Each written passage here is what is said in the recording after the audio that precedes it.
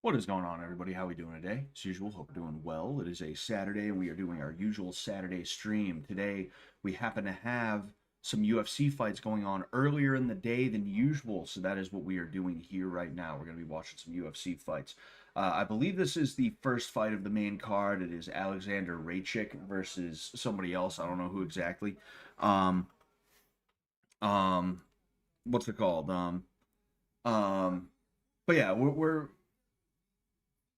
sorry, I'm not gonna lie. I'm a little bit jumbled. I'm jumbled a lot, if we're being honest here. I'm jumbled a lot, but I'm a little bit jumbled today right now because I had to run out and get something and then come back and then rush to set this up. So I apologize if I'm still pulling myself together, but excuse me, geez. We have Alexander Raychik versus somebody else. I'm not even sure who it is. I gotta be honest with you. I gotta wait and see who the name is. I got to see their name. But the reason we're watching this is because it's going to be Cyril Gane versus Tom Aspinall. And I got to be honest with you, I don't know that much about Tom Aspinall. I do know that he has some pretty exciting finishes in the UFC, and he is obviously, you know, the heavyweight champ right now. John Jones is ducking him and all that stuff. But I figure it's about time I catch one of Tom Aspinall's fights live. It's been a while that he's been fighting and that he's kind of been at the top of the sport, and I haven't. And in addition to that, I mean, fighting Cyril Gane, like, I've talked about it before. Everybody kind of understands that Cyril Gane is never going to be the guy, but he is a star. And because of that, I figure, you know what, we'll watch. Plus, Mackenzie Dern's on the card. She's fighting for a vacant title. I forget for what weight. And then in addition to that, you also have Umar Nurmagomedov off of his loss to what's his face? Fucking the guy, Davalishvili, Merab.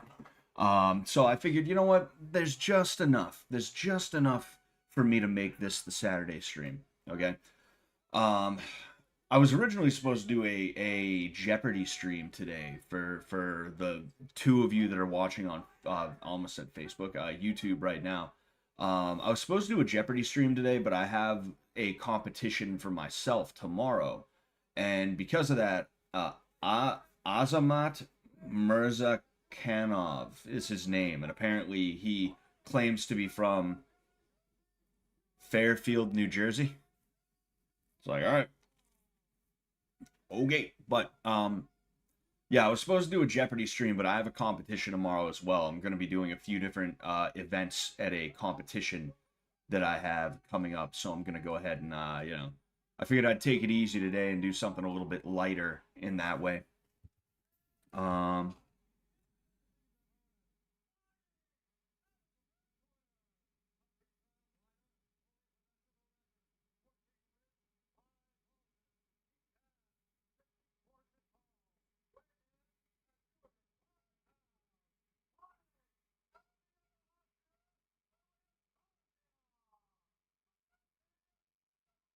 All right, anyway. Again, I'm a little bit like all over the place right now still. All right, I apologize. I was supposed to stream it too, but like I said, I had to do something, so I was a little bit late. I was in the middle of eating my lunch, and then I had to run out and grab that thing. So I'm actually going to be kind of finishing my lunch if I'm being honest with you. But just give me one moment.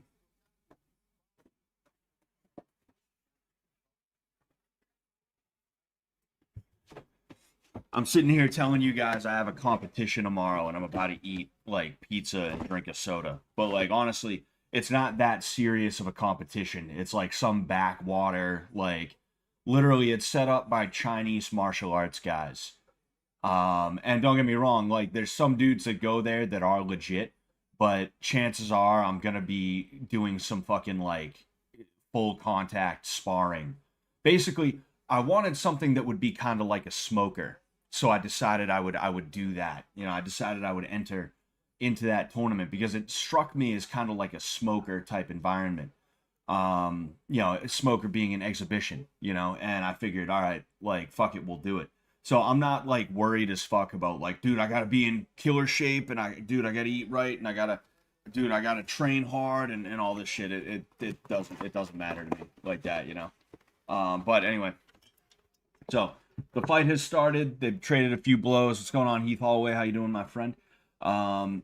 They've traded a few blows right now, but nothing's really landed. You know, I'll shut up now. We're a little over a minute into this fight, and I haven't actually been calling it at all. Right now, they're just kind of staring at each other, you know, doing idle animations. There's a kick to Raychik, from Raychik. Raychik? I never know how to pronounce his name. I'm pretty sure it is Raychik, though. But, you know, either way. So he is now up. He's damn. Both of these guys have ridiculous names. Both of these guys have ridiculous names. And we're gonna call the dude in blue who pretends he's from New Jersey. We're gonna call him Mers, because Mirzakanov is a little bit annoying to try and pronounce. You know, and then Rakic, we're going to you know, we'll just call him Rakic. But Rakic has Mers up against the cage right now. Mers is trying to jockey for position and get out, which is successful. He comes in with a flurry of blows, but none of them really land. They are in more or less in the center of the octagon right now. Cross up the middle from Rakic doesn't land. Kick to the inside, checked by Mers, and then they cross to the body by Mers as well. This is a lefty versus righty battle, so you're going to see a lot of lead power shots, which is nice, you know. And there is a takedown attempt from Rakic. He is on a single leg. He's got to be careful. His head is to the outside. He could get guillotined if he's not careful, but right now Mers is just holding position. And, ooh, okay, Mers rolls through, and he almost ends up on the top position, but Rakic ended up with a leg entanglement that Mers slips out of. There's a jab to the body from Mers.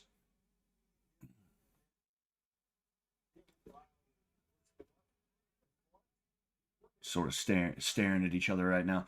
This is a very last minute stream, you know. Like, that's part of my. Oh, okay. There was a jab. It looked like Rakic stepped into a jab. That was really weird. I'm gonna have to wait to see the replay, because I think I know what I saw. I was kind of like looking here and there at the same time. That was really weird. Huh. I think what happened is Rakic stepped hard into a jab from Mers, and because of that, it knocked him over, maybe rocked him. All right, here it is. So, oh yeah, wow.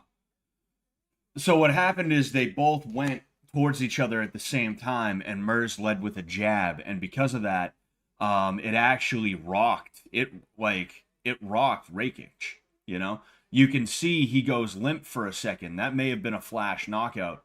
I think by the time he was on the ground, he was up, but he was dazed on a level that he just could not defend himself intelligently, and because of that, the referee stopped it. Yeah, I don't know if that was early stoppage. I don't know, like, what I do know is that Rakic was not intelligently defending himself. He was just covering up. Covering up is not defending yourself intelligently like that, you know? I understand, like, if you're in the middle of a situation on the ground where, like, you want to rest, or somebody is pounding on you and you just need to take a second to make sure that you don't get hit, and then you can consider options, that's one thing. But if you're just gonna cover up after you get knocked down like that, you can't really blame the ref. You cannot really blame the ref for stopping it. You know, you just can't. You can't blame him. But yeah, so that was interesting. Like, seeing, it's like, I don't know anything more rare than a jab knockout. I've seen like one other jab knockout in my entire life, and that was Tommy Morrison in like the 90s, of like when like maybe the late 80s, early 90s boxing. That's the last time I saw a jab knockout. So that's I wasn't even alive then. So yeah, that's pretty crazy. You know, good for him for being able to score that. That's a highlight reel for sure. Um, what was I gonna say? What was I gonna say? What was I gonna say? Oh yeah, I was gonna say that there's been a couple of interesting knockouts before I left to go do the stuff that I needed to do. Before this, I turned on the fights, and there was that Quinlan. I forget what his last name is. There's dudes with weird names and some pretty cool knockouts on this card so far, from what I've seen. There was that Quinlan dude from Australia. I mean, that's all over Twitter right now. You know, that head kick knockout. That was pretty crazy. And his opponent was out for a little while. That was like maybe 5 to 10 minutes of him not having consciousness after a seizure. By the way, I don't know who saw it, but the guy had a small seizure in addition to the loss of consciousness, which is never a good thing, obviously. But he was able to get up after, you know, he was standing, and I'm sure he's got a concussion, and a very major concussion for sure. But you know, he's gonna be fine otherwise.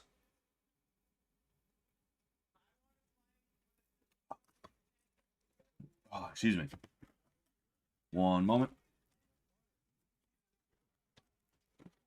Ah, come on, you pain in the ass. To the one person with me on YouTube right now, I would assume it's Heath. Thank you for being here. I appreciate you. What I was talking about before the knockout is it doesn't help viewership. Fucking Steve Harvey hanging around with the shakes. Really? I think I saw that guy in Extreme Peace too. Anyway, what was I gonna say? Oh, that's funny. Um, yeah, it doesn't help viewership that every now and again I'm like no announcement or like no like scheduling my stream or anything like that. I scheduled the stream and then 5 minutes later I'm live, you know. That definitely doesn't help. So so we have Volkov versus Almeida next. Jonathan Almeida, I don't know if he's fresh off of Dana White's Contender Series, but I feel like I saw a knockout of his from Contender Series that was really good. I'm curious how this fight's gonna go. Like I recognize the name Volkov, and I guess I recognize Jonathan Almeida, but only because what's it called? Only because I recognize him only because I saw that knockout on Twitter earlier. You know, you know what? Fuck it. I'm gonna look him up a little bit. Let's see. Let's see. Let's see. Let's see. Let's see. Let's see.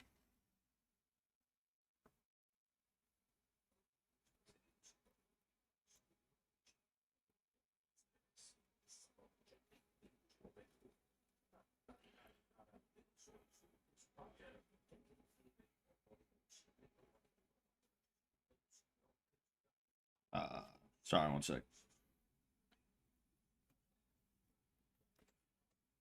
DC got caught trash talking one of the fighters, proving that even professionals talk and act like fans. Oh yeah, I mean, note it like this is the most unprofessional professional sport that you're ever gonna see. Like you don't need a personality to do well in football. You know, you don't need the fans to love you to do well in football. If you do well, the fans will love you. That's not the way it is in the UFC or fight sports in general. I mean, you saw people like DC get trashed for years.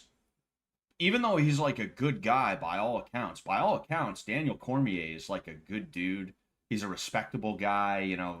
He's a family guy. You know, he's a dad to multiple kids, teaches youth wrestling, all that stuff. He's just like a cool dude. But he got trashed for years simply because people like John Jones more. Now people kind of understand, like, oh no, DC is the guy. DC is the guy. John Jones sucks, but like too many years too late, you know. But like that's kind of the point of what I'm saying is like there's no such thing as professionalism in MMA. At the end of the day, we're trying to fight each other, you know? And that's something that I had to learn, is that like there's no sportsmanship. Sportsmanship is like the handshake after you pound somebody's head flat like a pancake. You know, that's what the sportsmanship is. Everything before that is kill, kill, kill. I'm going like tomorrow, right? Like I'm gonna to have this talk with the guy that I'm bringing because he has a bit of the same issue as I do. But tomorrow I'm not going there just to compete. No, I'm gonna go in there, and if I have the opportunity to knock somebody's head through a window, clear off their shoulders through a window, I'm gonna do that because I know what fighting is now. Back in the day, I didn't know what fighting was, even though I was doing it. You know, um, and it's not like I'm better than you, you're a piece of shit, or like you suck, or anything like that. It's literally just that like it's like not to compare fighting and war because that's like a really dumb thing to do. But I forget who said it, but it was like some military guy from the United States who said like the more brutal war is, the quicker it's over. So actually, like you want war to be brutal, you know? Um, it's that. You know, you just you have to be comfortable with it, you know? And part of that comfort is being willing to have an opinion other than, haha, good luck. Haha, good luck tomorrow.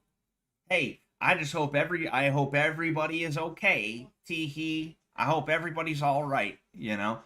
You got to be able to have an opinion on people and on matters other than like, well, good luck to you and good luck to your opponent. I hope it's a good fight, you know? DC is a great guy, but he's still a fighter. He knows what it is. He's a competitor, you know. He knows what it is. So of course he's gonna have opinions on people. And if he doesn't like someone, he's gonna go to the guy that he does like and go, "Yo, that guy's a bitch. I hope you fuck him up." You know, if that makes sense.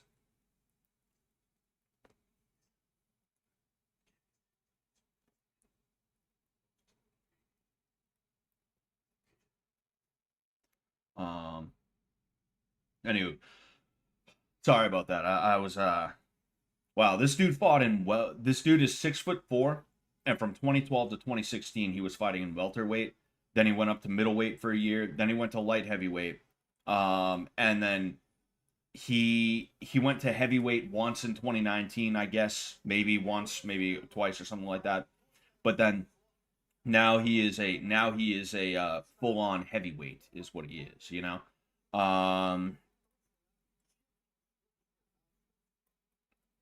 Hmm. No, actually, no. Yeah, this dude's been around a while, actually. Shit. Yeah. He's been around since 2021. And he's fought some dudes too. You know, he fought Derek Lewis. He lost to Curtis Blades, but you know, like it's Curtis Blades. Fucking he's good. You know, he beat Romanov in 2024. He beat Sergey Spivak this year, January, you know? Nice. So yeah, we might have a fight on our hands here. Maybe, potentially. Such a such a soccer mom thing to say. I hope both sides have fun. Yeah, yeah. Um, there's too much soccer mom bullshit that goes on in the world today, and you know, like even football has suffered. Like football is something that people consider to be like the rough nose, like get 'em kind of fucking sport, you know. Football, like that's what people consider football to be. Like it's no, it's not. You know, it's always been pussy shit compared to fighting. If we're being honest here, like I've never felt in danger in a football game. I played a few years, right? I never once in my life felt like I was in any danger. If anything, I felt like invincible because of all the fucking pads that I had on. Um, um, but like fucking even football is like, all right, good luck. I hope everybody has a good time. Hey, try your best. You know, and it's like, no, don't try your best. Do what you got to do to win. You know, like Chael Sonnen is a good person to listen to. Even though he kind of like makes himself into parody sometimes, Chael Sonnen is actually a really good guy to listen to. He says things like, "If you're not willing to go too far, you'll never go far enough." And that is like 100% like the attitude that you need to have is like, and that's another reason why I decided against trying to have like a career in MMA, because I could skate by in the regional scene enough as to where maybe I could get looked at by the UFC and given a fight on Dana White's Contender Series, or maybe make it to the Ultimate Fighter for a season, or maybe they need a last minute replacement, they call me up or something like that. I could maybe do that, but I got to be honest with you. I'm not willing to do steroids.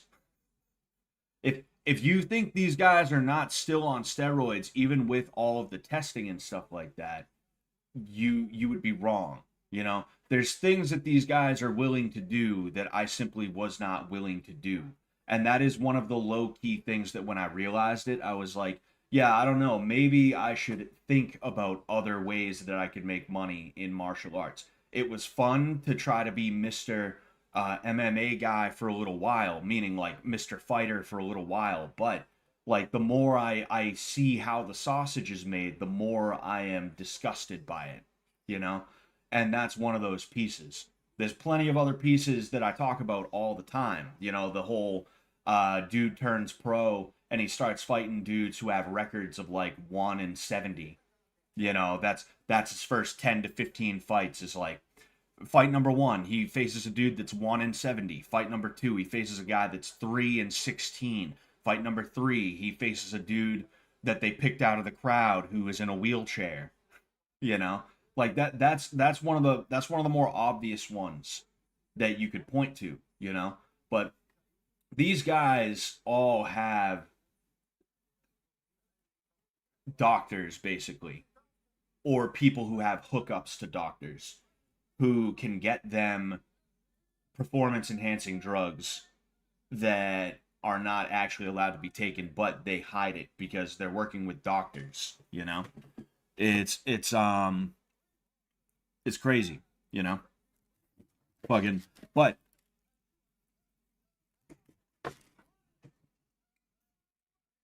bringing it back to what I said, right? Um Bringing it back to what I said about Chael Sonnen. Sorry, I'm like trying to pay attention to this. I'm trying to eat my pizza. I'm trying to finish this point. I'm all fucked up right now. But um, bringing it back to what I said about Chael Sonnen, the whole if you're not willing to go too far, you'll never go far enough thing. Um, like there's other ways that you have to be willing to do that. You have to be willing to genuinely want the worst for somebody. You need to want to be able to like seriously injure somebody. You have to go out there with the mindset of I'm trying to kill this guy. The only thing that's going to stop me is the referee. That's it. If the referee doesn't stop me, I'm not stopping. Fucking you have to have that attitude. If you go out there with a let's just have fun. We're just testing our skill sets against each other. If you go out there, if you allow yourself to be tricked by those lies, you're never gonna survive. Like forget all the other stuff that I talk about with like talked about, excuse me, with like the whole PEDs thing and stuff like that. Like you will not survive. Oh, hand touch right to a single leg from Jalton Almeida, and there is a trip takedown finish. So Volkov has a half guard right now with a knee shield. Jalton is trying to pressure down. I would assume he's trying to pass a guard.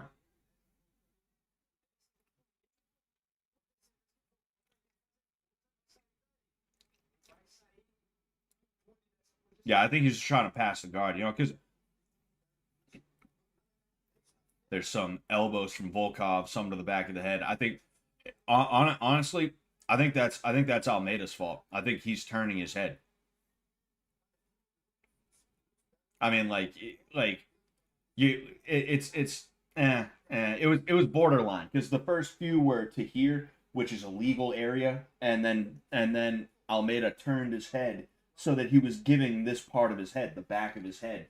And in my opinion, that's Almeida's fault, you know? Gallatin fighting optimally, apparently. So we now have a regular half guard here. Not much action from Gallatin. He's just kind of keeping he's keeping that heavy pressure. You know, Volkov is having a hard time getting out, obviously, because of that pressure.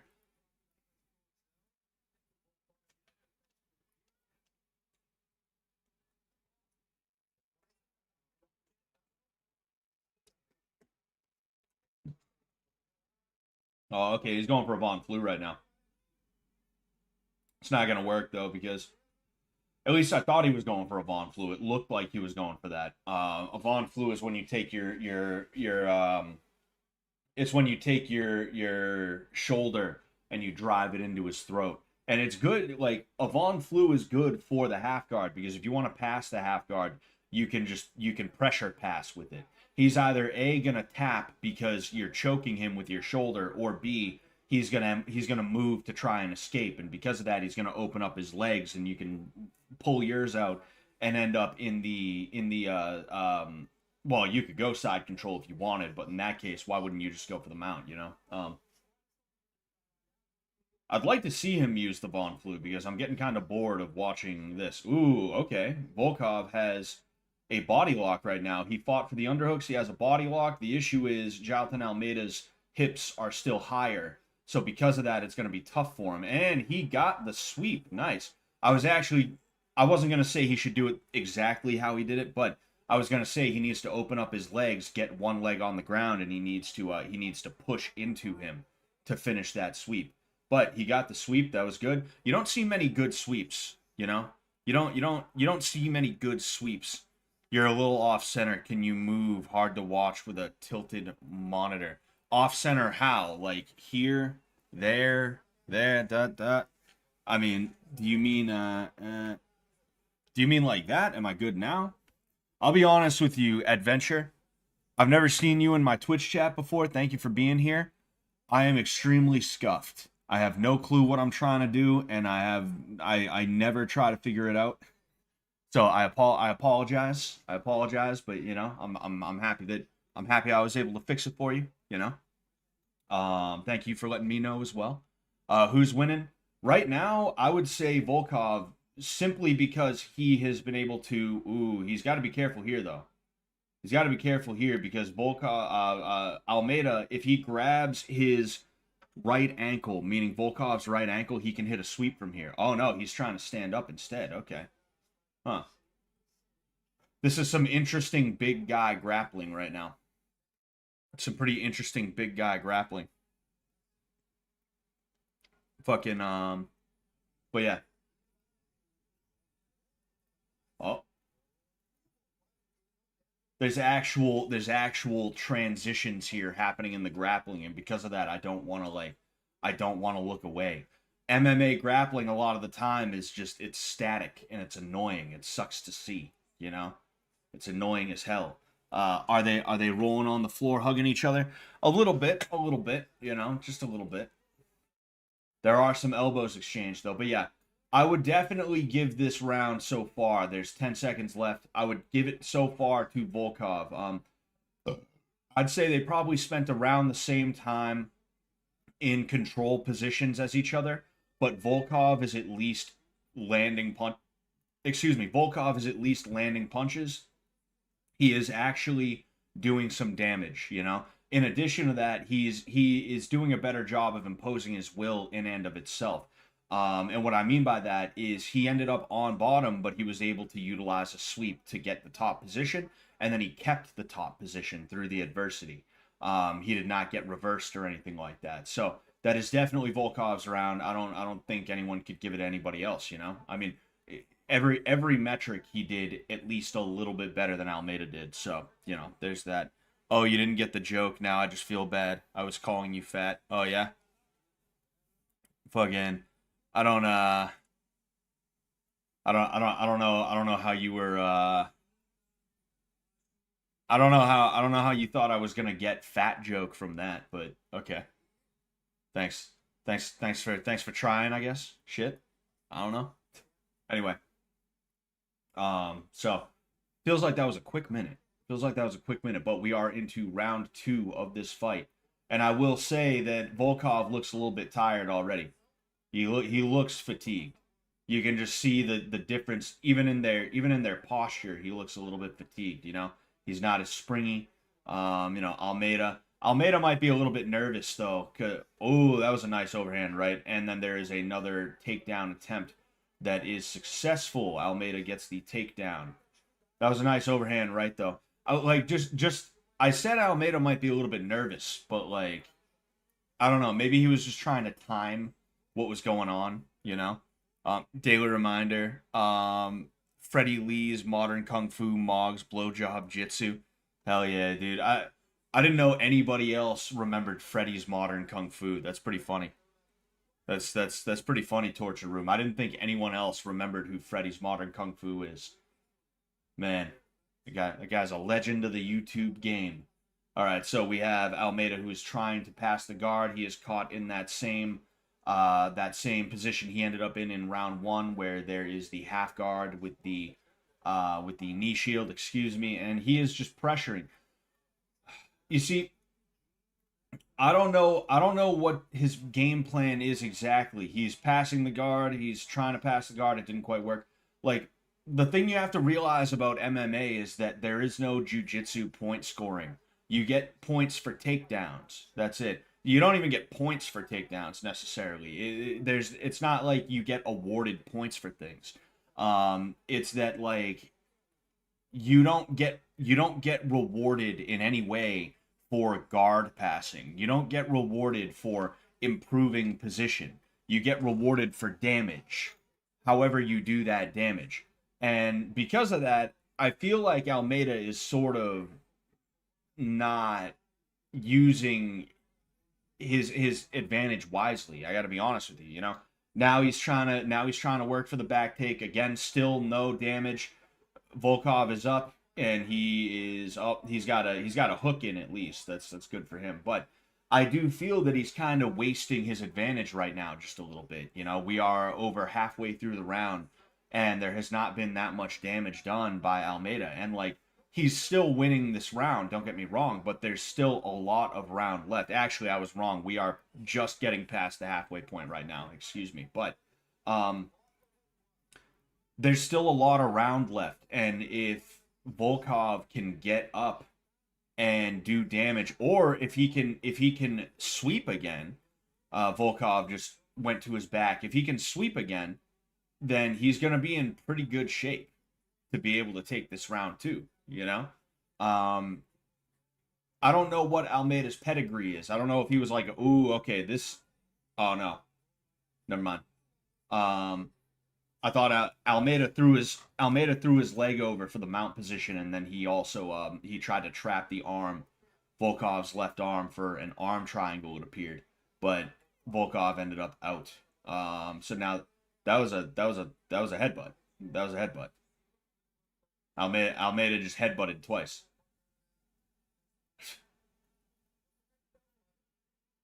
So referee's letting him up. I don't know if that was because of the headbutt or not. Ooh, that was a nice double leg from Almeida. But what I was saying is like those were headbutts. I don't know what the hell that was supposed to be. So Almeida is walking Volkov up to the cage. That way he can kind of pin him in a position where he can't really do too much to get out. We're gonna see. There's some actual damage from Almeida. He throws one punch and then he backs off as soon as Volkov moves. Tries to throw what was either a punch or an elbow. I don't know which. Heavyweight hasn't mattered since Pride. Pretty much, honestly, smart moron. But there are a couple of interesting fighters. That's why we're watching today. Is because of Aspinall.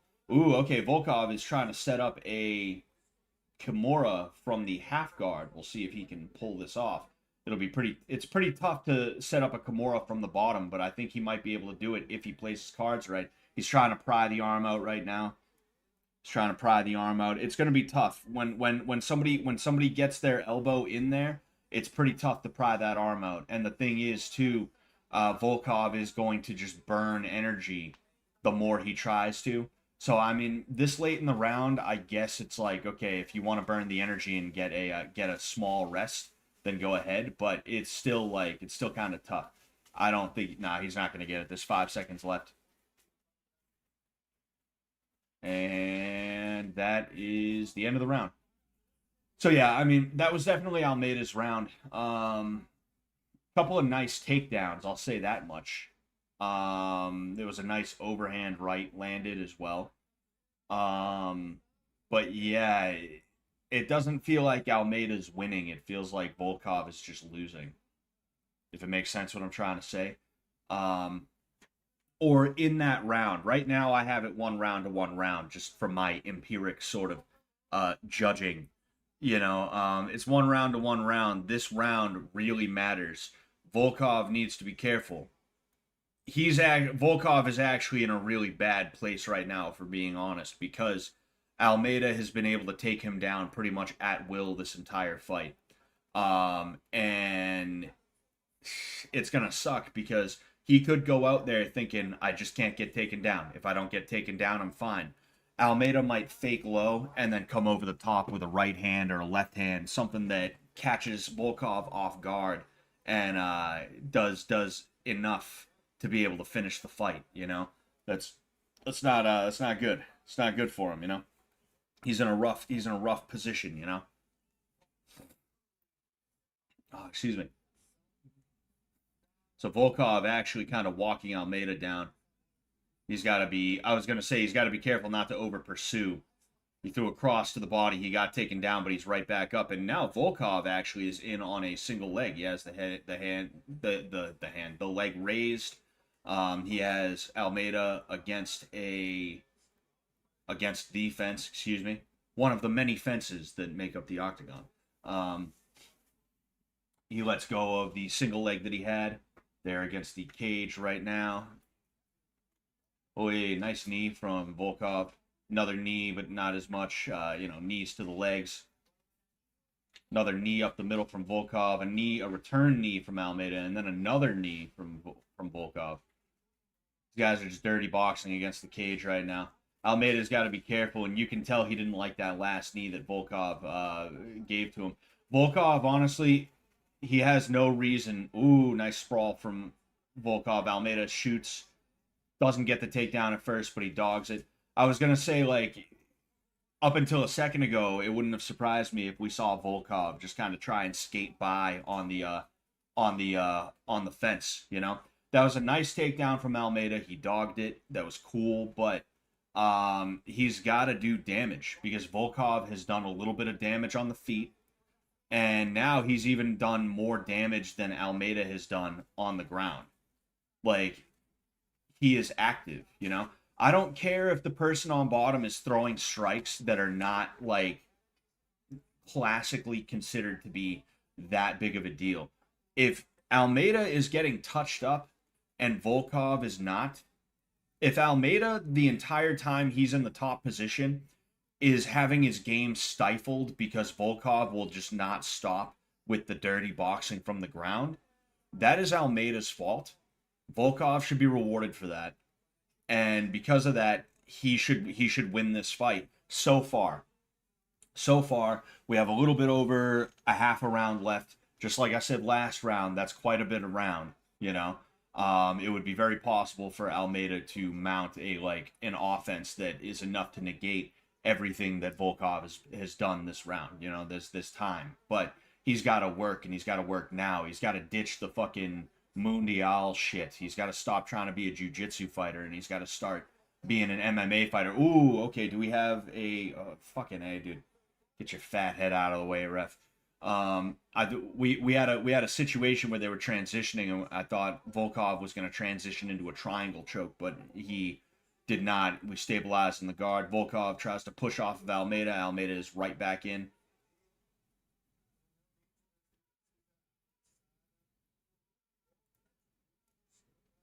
A little over we got exactly a minute 45 actually left in this fight, and Couple of punches from Almeida, but overall he's just kind of trying to be heavy. That's all he's doing. We have a sweep attempt from Volkov, and we're gonna see if it works. Is it gonna work? Oh no, it's not gonna work. He got his leg out. There was I forget what the sweep is called, honestly, but there's a half guard sweep you can do if you control his other leg. If you have the one leg between yours and then you have the other leg, you grab it. But Almeida takes Volkov's back, and he is still just not doing damage. I don't know. I don't know what the deal is. You know, he's got to be very careful. He's got his legs crossed. That is a no-no from the back take position. That is like one of the first things you learn about the back take in Brazilian Jiu-Jitsu. It makes it tough when you're a wrestler trying to transition into Jiu-Jitsu as well, because you cross your legs in the back take in wrestling. You know. But there's a submission that you can do to somebody who has crossed legs in the back take. So they ended up out of and they're being stood up. You see, and even the referee knows like this is bullshit because he's standing them up. How often do you see stand-ups in MMA at all ever? You know, there's another takedown from Almeida. Volkov's ear is bleeding. That's interesting. I wonder what caused that. And we have more elbows from Volkov. Again, like, if they give this fight to Almeida, I'm going to be honest with you, that's going to be a little bit, like, that's going to make me a little bit mad. It would not surprise me if they gave him the fight, because nobody knows how to score MMA fights more poorer than MMA judges. MMA judges are the worst judges for MMA fights, you know? And it's because they have too much of a by the numbers look at things, as opposed to what is actually like, what a fight really is, you know? And it's not necessarily their fault. They're just trained to be and do a certain thing, right? But the rule set, the criteria for judging MMA needs to seriously be looked at from a ground up level. We need to sit down and identify what we're doing, define it, define everything that is peripheral to it, and we need to construct a scoring criteria that is actually going to work. Because if this dude wins, if Jonathan Almeida wins, that's going to be some grade A bullshit. My wife is looking at me like, you just don't like the Brazilian.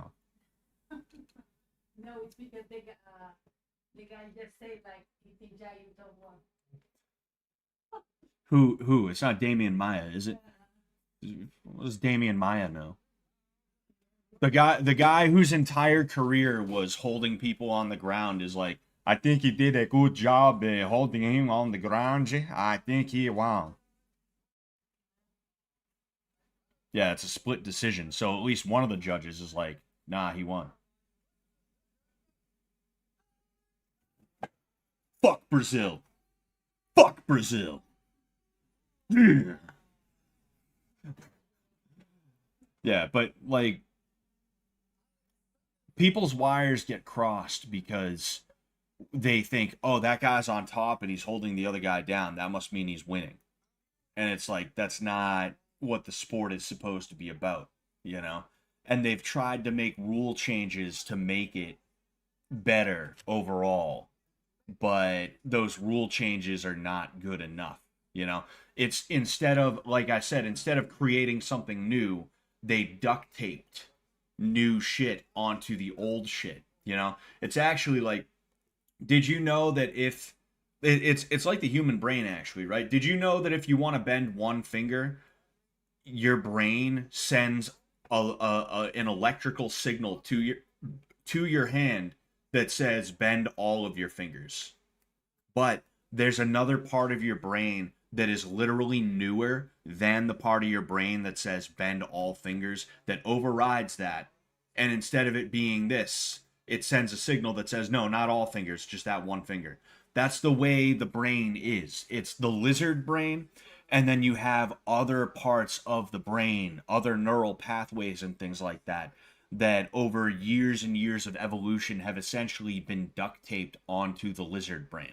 right? The reason why the lizard brain says move all of them at the same time is because the webbing on our hands, which we still have, by the way, it used to be like all the way up to here and stuff like that. We used to not have fingers. We used to only have webbed feet.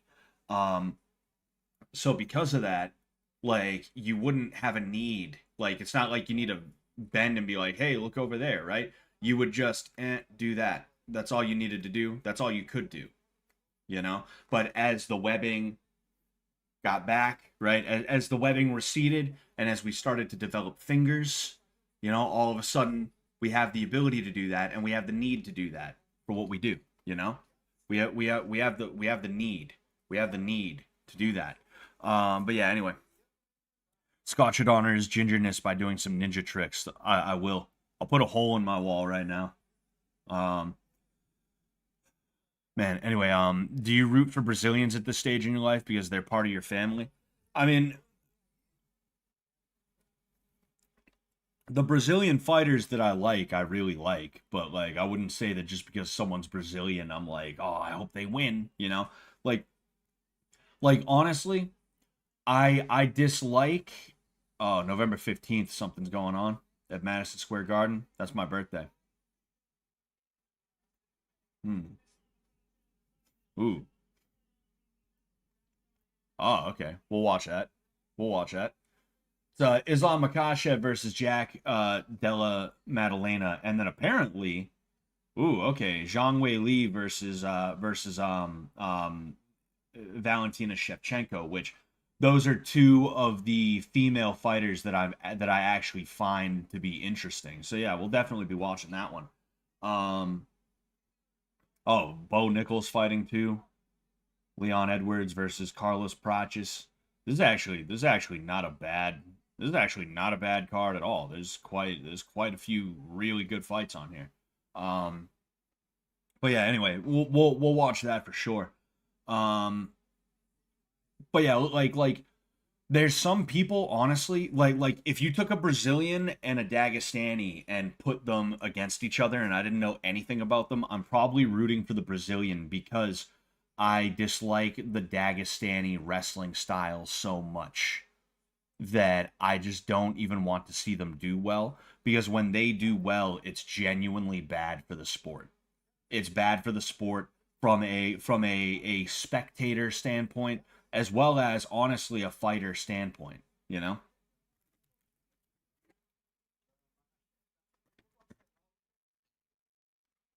Muslims win by 50-45 in 3-round fights in Abu Dhabi. Exactly. Like that's the type of shit that I'm talking about that I don't want, I don't like, you know?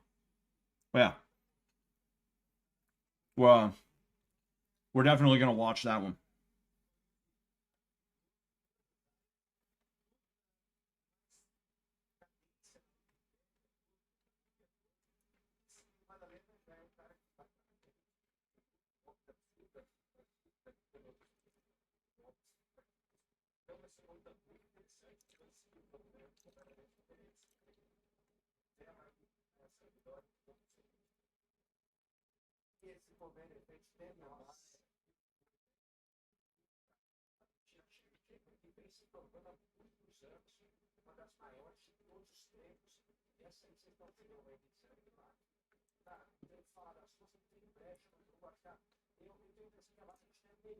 So I'm just catching up on the twatter here.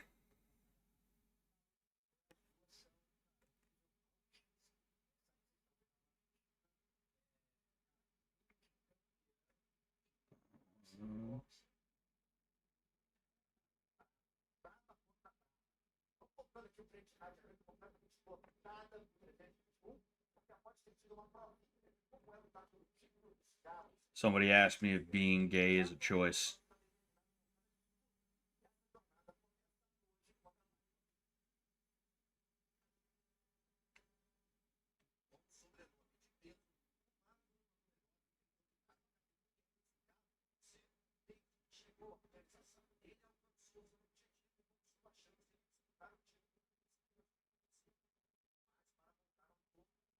All right.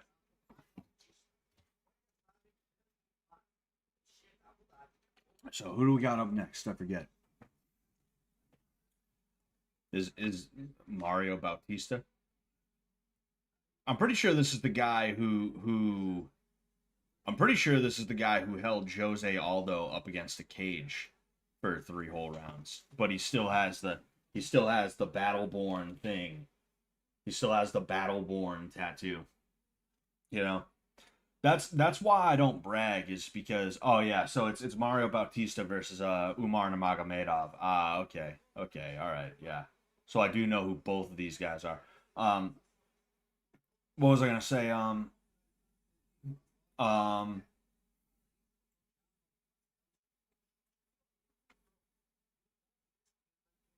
Sorry, I'm like what's it called?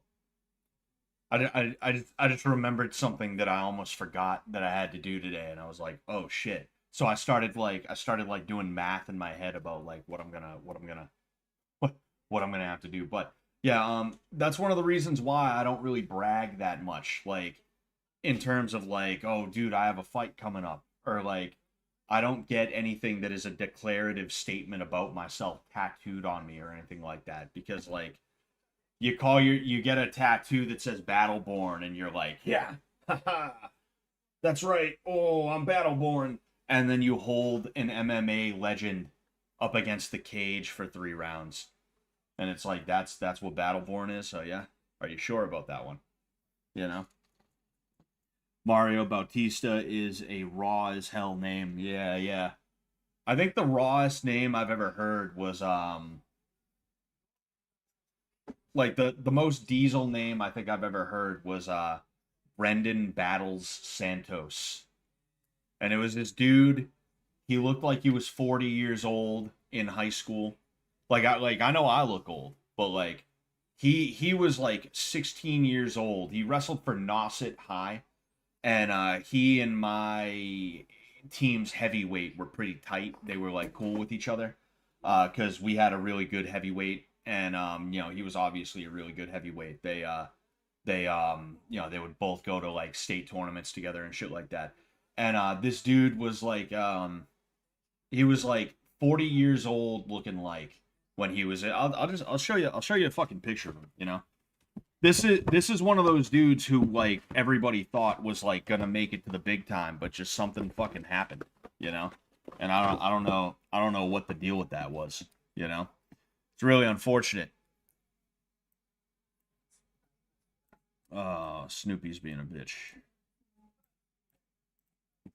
I feel so bad because he like cries now, and you notice how he isn't as like combative. It's like I think he just knows like fuck, I'm cooked. Like I can't be mean to these people anymore. I genuinely need them. It breaks my heart, man, really.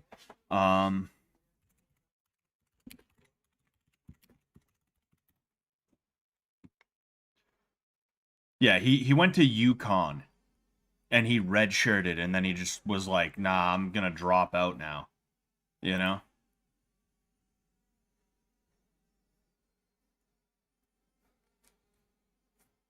Uh like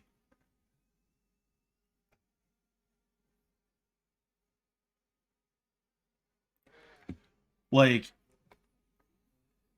this dude right here was like he was like 22 or 23 at the time of this, maybe even like 21. You know, he's only a year older than me, you know, which is pretty crazy. But yeah, he was just like his dad was like a nutritionist or something like that. To have a dad that's a nutritionist pretty much means you're just going to grow up jacked, because what nutritionist dad is not going to be like, "Okay, son, here you go. Here's the meal that we're going to eat today. I've calculated it so that you have all the macros in there, so that when we are working out later, you're going to be a jacked 11-year-old." You know? Like like I want my kids to be good athletes. I don't want them to be fighters. I want them to wrestle. Wrestling's one thing, you know? Like I'd love to have my kids wrestle. But like I don't want to be that. I don't want to be that kind of guy, You know, if I'm being honest with you, I don't want to be someone who's gonna be like, oh yeah, let's fucking like, I want my kid to be jacked at the age of 12. It's like I don't, because it's not as simple as just like it's not as simple as just like, hey, let's like watch what you eat, tee hee. It's not as simple as that. It's literally like it's it's it's a level of dedication and a level of work that if you push onto a kid, they'll burn out. And I have a feeling that's probably what happened to Brendan Battle Santos. Again, this is a dude. He went to the national championships in the national tournament senior year of high school, you know, and I think he didn't do terrible either. He went to UConn as a football player. He was like, nah, I can't do this. He dropped out, you know, and then he decided he wanted to be an MMA fighter, and he just didn't make it, you know. And he was fighting dudes that like on paper he was supposed to beat the fuck out of, but it just didn't work out for him, you know. And I have a feeling if you really picked this guy's brain, he'd probably tell you, yeah, I love my dad, but like it was just a constant go go go pace my entire life, and now that I'm 20, now that I'm 29, 30, 31, I can't keep that pace like I used to, you know. That's why you see dudes like Henry Cejudo, who he retired in his prime. I have a feeling because he was wrestling since he was a child. He has fucking, he's going to like Fargo, North Dakota to wrestle in like the national championships as a child, you know? He's competing at such a high level from that age all the way up to his early 30s. It's no wonder he was like, dude, I've done enough. I just want to eat. I want to hang around. I want to do the things I never got to do, you know? He went through a quarter life crisis, and he realized his entire life was just work, work, work, work, work, work, work. And he was probably like, nah. But then unfortunately, he made the decision to come back when he's like 36, and that's not a good idea, you know. But anyway, we have Bautista versus Nurmagomedov. Not that one, of course. And there is an immediate takedown attempt from Nurmagomedov, which is mostly successful. He's still trying to fight for the position. Bautista trying his best to stand up. He is just about up, and he is up, but Nurmagomedov has a hook in, so he is back down pretty much immediately. He's all right. Bautista is up. He's against the cage, and he's fighting the grips. We're gonna see if he can break those grips. And no, there is a mat return from Nurmagomedov. But ooh, okay, all right. We have a leg entanglement from Bautista. He's got the leg. He's got the leg. This isn't this. This is not. Ooh, okay. Toe hold. Toe hold. No, he let it go, I think. No, he's still got the toe hold. He has still got the toe hold. Oh, man. This is the... Ooh. Uh-oh. This is not good for him. Wow. He is just about out of it. No. He's not just about out of it. No, he's out of it now. Wow. That is... Damn. Damn. That was crazy, you know? Bautista hit the toe hold, and he just... Nurmagomedov immediately was just like... He had to move like a madman to be able to stay ahead of it so that he could get out. He ended up out, and now he's in the side control position. He has his hips to the mat. Couple of punches from Nurmagomedov in the side control position. See, side control is hard to maintain when you have no gi on. When you're doing no gi, it's hard to maintain, you know. So that's why Nurmagomedov, he can't really move too much from here. He can't do too much damage because the second he picks his hips up off the ground, he's giving Bautista a lot of room to be able to move. He switches into a Kesikatami position. And Nurmagomedov tries to jump over for... Okay, he's got a cradle position. This is one thing I'll say that I do like about the Dagestani style, is that even though it's really annoying and boring, when they do transition, when there is action, it's really interesting to see. You see a lot of folk style wrestling in there, you know. People say that like there's weirdos in the grappling world that are trying to say that like actually American folk style is bad and you shouldn't even bother with it. But you see so much folk style in the Dagestani style of wrestling. It's crazy. He threw him in a fucking cradle a second ago. He didn't finish the cradle because there's no pin in whatever it's called. You know what I'm talking about. MMA, excuse me. But like to see that is really cool and it's interesting, you know? My only gripe with my two gripes with the Dagestanis is one that it gives fucking Iranians and Pakistanis this feeling like they have a license to be like Allah, Allah, Allah. Like that's annoying having to deal with some dude from Qatar trying to act like because some mountain Russians were like, hey, actually I'm a Muslim too. That means that like they're the strong men or something like that. That's annoying. But that's not even their fault necessarily. What I dislike is that they are anti-action a lot of the time. When action occurs, they're really good at winning that dogfight. And I like that. Ooh, he's trying to set up what looks like an armbar potentially. I thought Umar was gonna set up an armbar from the back take for a second. The way he was moving, I was like, I don't know how he's gonna do that against the cage, but I mean, I don't know. I guess if anybody could do it, he has a 2-on-1 right now. Again, wrestling, you don't see that in jiu-jitsu. You don't see the 2-on-1 utilized in jiu-jitsu. You don't see it utilized in freestyle wrestling either. The 2-on-1 is strictly a folk style move. You don't see it anywhere else other than that. But apparently American folk style is bad and you shouldn't use it, I guess. Um, but yeah, the bottom line is I just don't like the Dagestanis because they can be really boring. That's the easiest way to put it, you know? So right now, returning to the fight for real, there hasn't been too much action, but it has been a back take from Nurmagomedov, and Bautista is just hanging on for life, you know? Nothing crazy right now as we are coming to a close to the round. All right. There we go. That is the end of round one. What's going on? His axed H1ZAXD. I don't know how to pronounce that on Twitch, but what's going on? How are you? I don't know what that clip is. Helpful bumbling smoothie ceiling cat. Somebody in my Twitch chat posted a clip that is apparently supposed to be of me. I don't know what the clip is specifically of. If you clipped something, I appreciate that. Assuming it's not something that is embarrassing, of course. I am curious.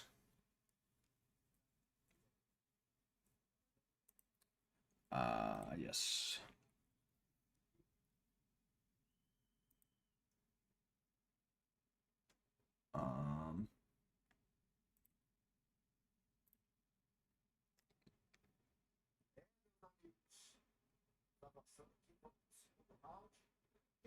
Somebody clipped the what I was saying about the that it gives fucking Iranians and Pakistanis this feeling like they have a license to be like Allah, Allah, Allah. Like that's annoying having to deal with some dude from Qatar trying to act like because some mountain. So there's a jab cross from Bautista. Like, hey, actually, I'm a Muslim. Ooh, okay. Bautista just knocked down.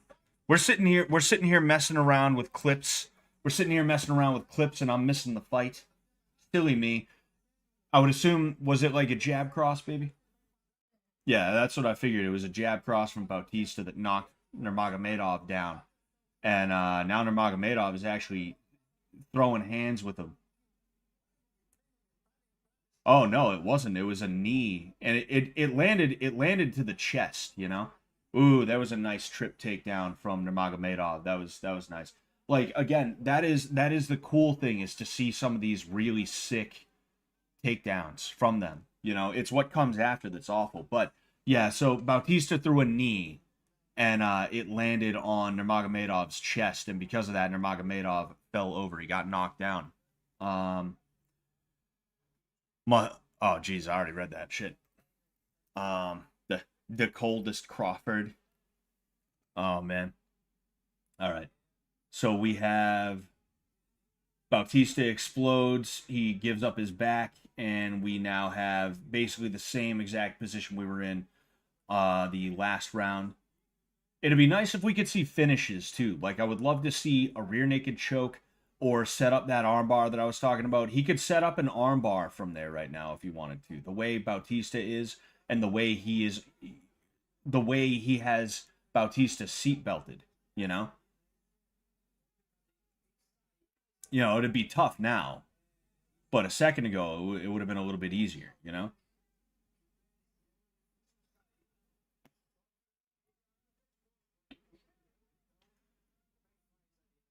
Oh, okay. So we have a 2-on-1, but it is a very specific kind of 2-on-1. Interesting. It was a 2-on-1 with a Kimura grip.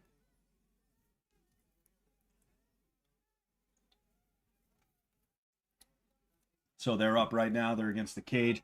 And Bautista reverses Nurmagomedov, but unfortunately it did not equal out to anything. He actually reversed a single leg from Nurmagomedov, but because the fence was there blocking, he couldn't make it work fully, you know. It got him out of the situation though, which is good. Ooh, that was a nice pull from Nurmagomedov. I don't know if it actually landed him. Now we have Bautista, who is on the inside. One thing you have to say about Bautista is that he's really trying to bring it to Nurmagomedov right now. And honestly, I think anyone with that last name is not used to that happening. So you are seeing what looks to be a little bit of success from Bautista every now and again when he's not being held on the ground. And that's because he's actually bringing the fight to Nurmagomedov, you know? That's pretty good. It's pretty good for him.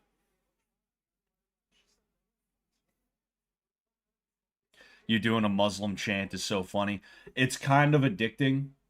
It's kind of addicting, just like Africa guy voice or Rio de Janeiro guy. You know, you have to pass the guard. Passeia de guarde. Passeia. Passeia. Speaking of which, we have a guard pass from Nurmagomedov, and Bautista explodes trying to get the underhook.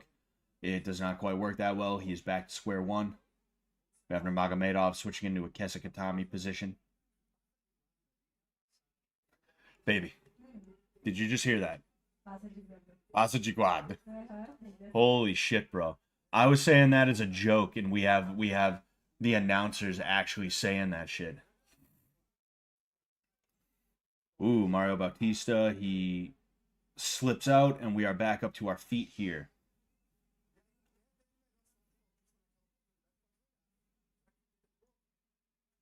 Ooh, there's a body kick from Nurmagomedov. It's deflected, but that did look hard. It was solid. Ooh, that was a nice pull. That pull landed that time. There's a nice jab from Nurmagomedov as well. Apparently, this one has hands, which is nice. There's a left hook fall. Ooh, a nice snap kick to the head. Utilizing your lead leg to snap kick to the head is a very underutilized move in MMA. You don't see it that much, but it's sneaky, it's quick, it's hard to deal with, especially against somebody who is comfortable standing just outside the pocket. The second they get a little bit flat, you smack them upside the head with that, and it works beautifully. You know, I've used it in a couple of different fights, and I use it in sparring a lot, and it works very well, you know? Oh, excuse me. But it's not the most powerful shot. So because of that, I feel like a lot of people don't consider it, you know? It's good to catch somebody who's moving in. There's Habib right there. It's crazy how Umar literally just looks like small Habib. That's funny as hell. Ooh, no, he did get caught on the chin with that knee. It was kind of glancing a little bit, but he got caught hard enough with it. You know, I think Bautista's doing better than anybody expected him to, you know? And that's good for him. I don't know if he's winning this fight right now. It would, you see, there's that beautiful pull. There's that beautiful pull to a cross right after Bautista's jab cross. I don't think Bautista's doing enough to win, but he's doing enough to make Umar look human. It's one thing to have Merab Dvalishvili There's that lead leg head kick again from Umar, but he did he kind of there's another one. Interesting. Making Umar Nurmagomedov look human without it having to be like without it having to be Marab doing it is like a really big thing. That's not like that's significant. Even if he does lose, oh hey, almost slipped after that head kick. Even if he does lose, it's gonna be telling. Oh hey, that was a nice head kick from Nurmagomedov. It looks like it almost landed, but didn't quite. It might have deflected off the glove. Oh hey, return kick from Nurmagomedov. I'm liking this fight. This right now, this isn't a bad fight. I'm liking that you're seeing specific. Ooh, that was a nice cross up the middle. Yeah, I mean you're seeing. I think Umar feels. Oh, there's the takedown. There's the takedown. Yep. He was patient and he got that takedown pretty easy because of it. Ooh, that was a nice trip to break him down. You see, part of the trouble with wrestling is that when you're on top, you expend just as much energy as the guy on bottom. It's a myth that the guy on bottom expends more energy than the guy on top. At the least, he expends the same amount. At worst, the guy on top is going to expend more than the guy on bottom, because the guy on bottom is on bottom. He can't get any more low than that. He has to watch out for submissions and certain other things, but he can feel when the guy on top is going to shift his weight and move his arms and everything like that. So he can relax, relax, relax, relax. Okay, he's moving. Now it's time to exert. When you're on top, you have to exert the entire time, because the second that guy feels your weight moves off, the second he feels that your weight is not on him, he's going to explode out of there, you know? So like breaking a guy down that way is good, and it's interesting to see. Again, ooh, another nice pull counter. And there's another double leg takedown. But breaking a guy down like that is very important, and you don't see a lot of people who do it without just like putting a bunch of weight on him.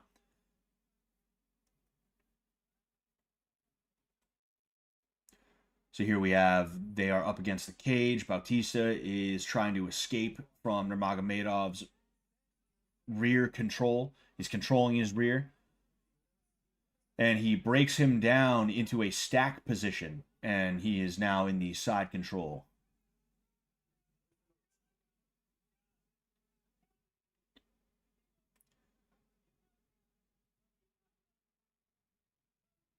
Side control position. We are knee on belly right now. He goes knee on belly. He tried to use knee on belly to get into a mount position. We're going to see if he tries that again. He's now he throws a knee, and then he goes right back to the knee on belly, and he's slipping his knee over so that he can get the mount position, which he almost had. If he just went for it, he slipped his knee over, and it was like he was trying his best to sneak it over. Once his knee crossed that threshold of like that side of his body, Nurmagomedov could have just let his leg. He could have just let his foot fall. He would have been fine. He would have had the mount position.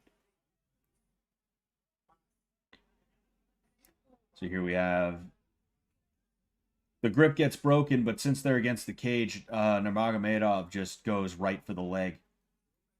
We have Bautista trying to get out. He tries to get out, and he almost does, but he gets his back caught, and he gets taken down. We have 45 seconds left in this fight.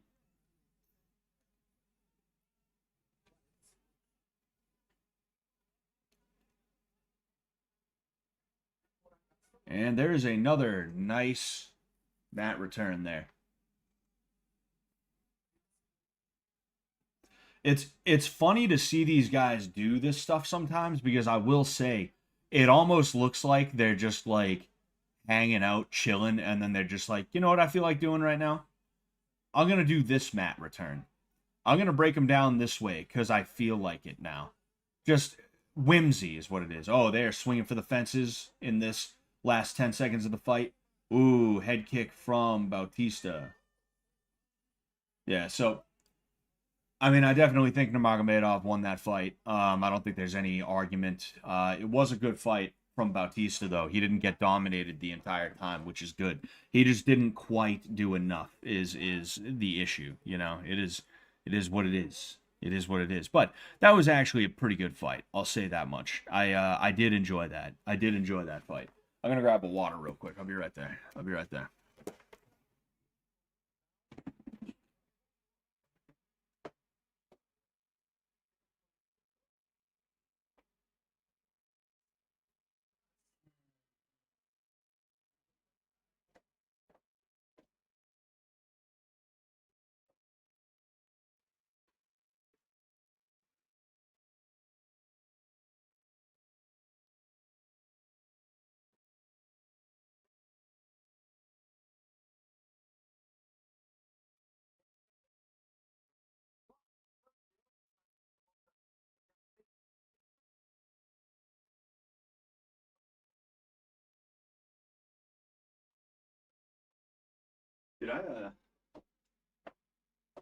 Did I put my milk in the fridge?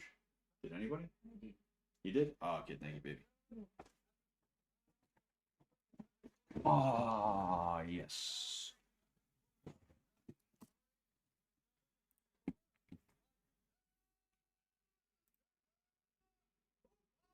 Um. Yep. So Umar won. You know, no surprise there. No surprise there. I expected it. You know, I think everybody. I think pretty much everybody expected it.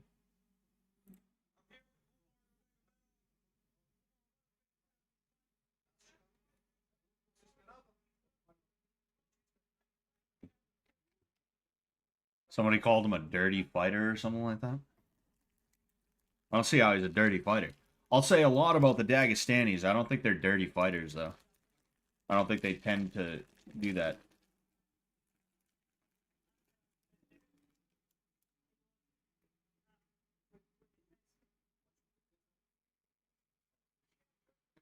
That's so fucking funny, man, that they literally just they look exactly the same.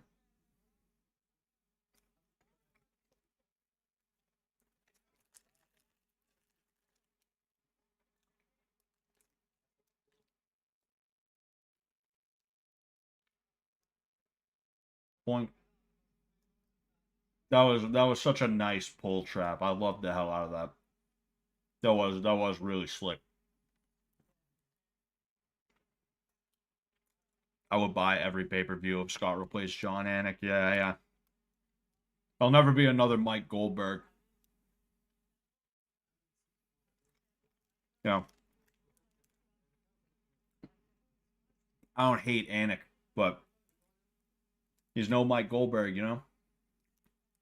It I think the best commentary team you could ever see is I always forget what his real name is, but they call him like the Fight Doctor or something like that, and Boss Rutan, you know? But they weren't annoying. They knew what they were talking about. They knew when to shut up. They knew when to speak. You know, it's nice. Like Joe Rogan is a leftover from a time where not everybody was doing jujitsu. Literally, you don't need someone to explain the intricacies of getting hit in the head. You know, so just about anybody could have been a UFC commentator, but you also needed somebody to explain what the deal with this newfangled Brazilian jiu-jitsu thing was. And the only guy, the only guy that had enough of like the only guy in Hollywood who could have done that at the time was the fucking stoner Anunnaki guy. You know, Joe Rogan will always be the stoner Anunnaki guy to me. That's all he's gonna be. You know, like early days UFC saying shit like fucking like there was this one where he was like hold on. I'll play it for you. I can play the audio. I can't play the video, I don't believe.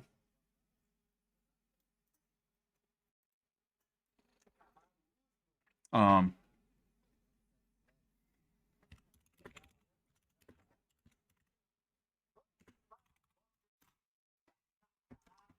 right here. Right. Yes. Hold up.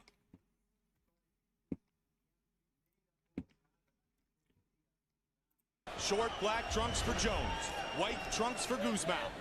Or black guy Jones, white guy Guzman. That was said by Joe Rogan. That was said by Joe Rogan. That is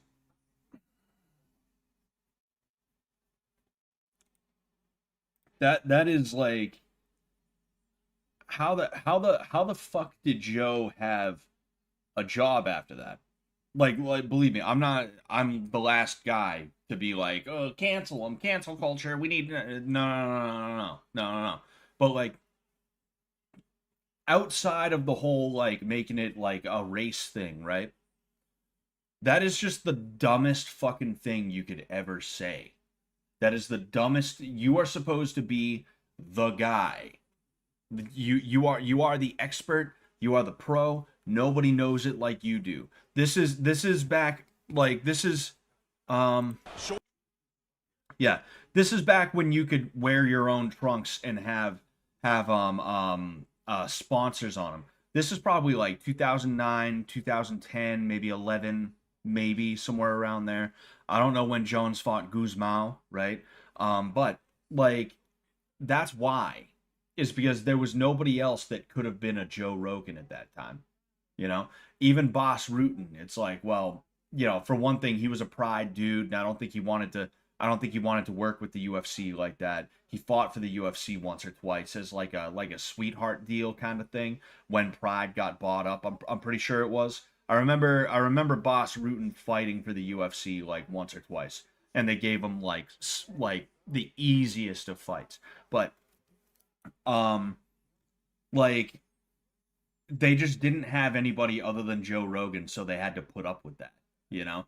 And now they have so many people that even fighters are able to be commentators now. And it's like, I'm not saying I want to get rid of Joe Rogan necessarily. It's just like you can tell his heart's not in it like it used to be, right? And even when his heart was in it, it's not that it was like, dude, this guy like knows everything and he's the best commentator. It's literally no. We just don't. There's like 5 jiu-jitsu black belts in this country, and the only one that can string a sentence together is this dude who's always stoned. So let's get him in here. Let's get his ass in there. You know he was definitely stoned as fuck when he said that. It's like holy shit. Joe used to look like a normal guy in the 90s. He's took so much TRT, he's transformed into a human boulder. Yeah, yeah.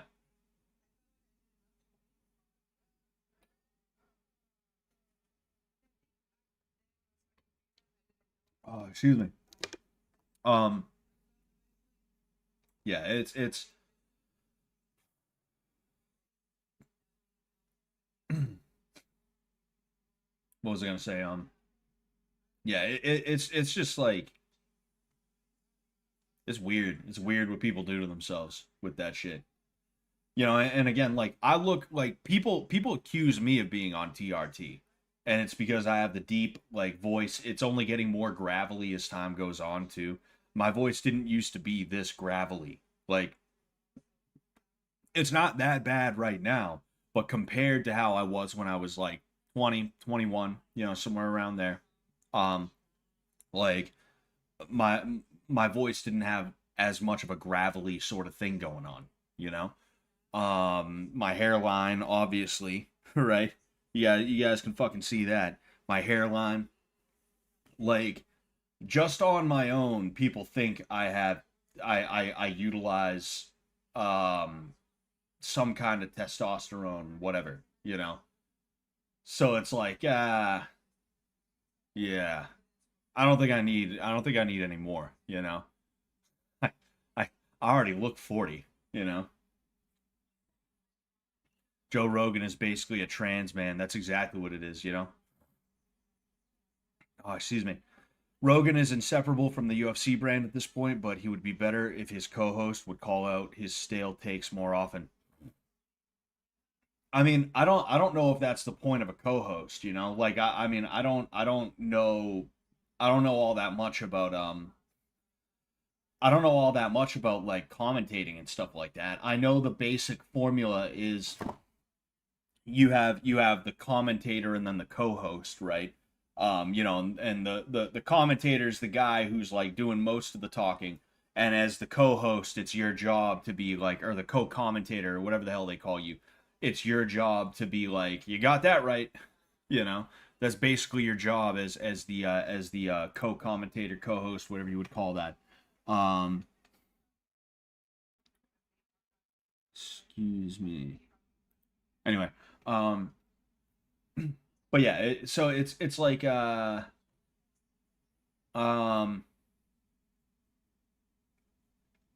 what was I gonna say?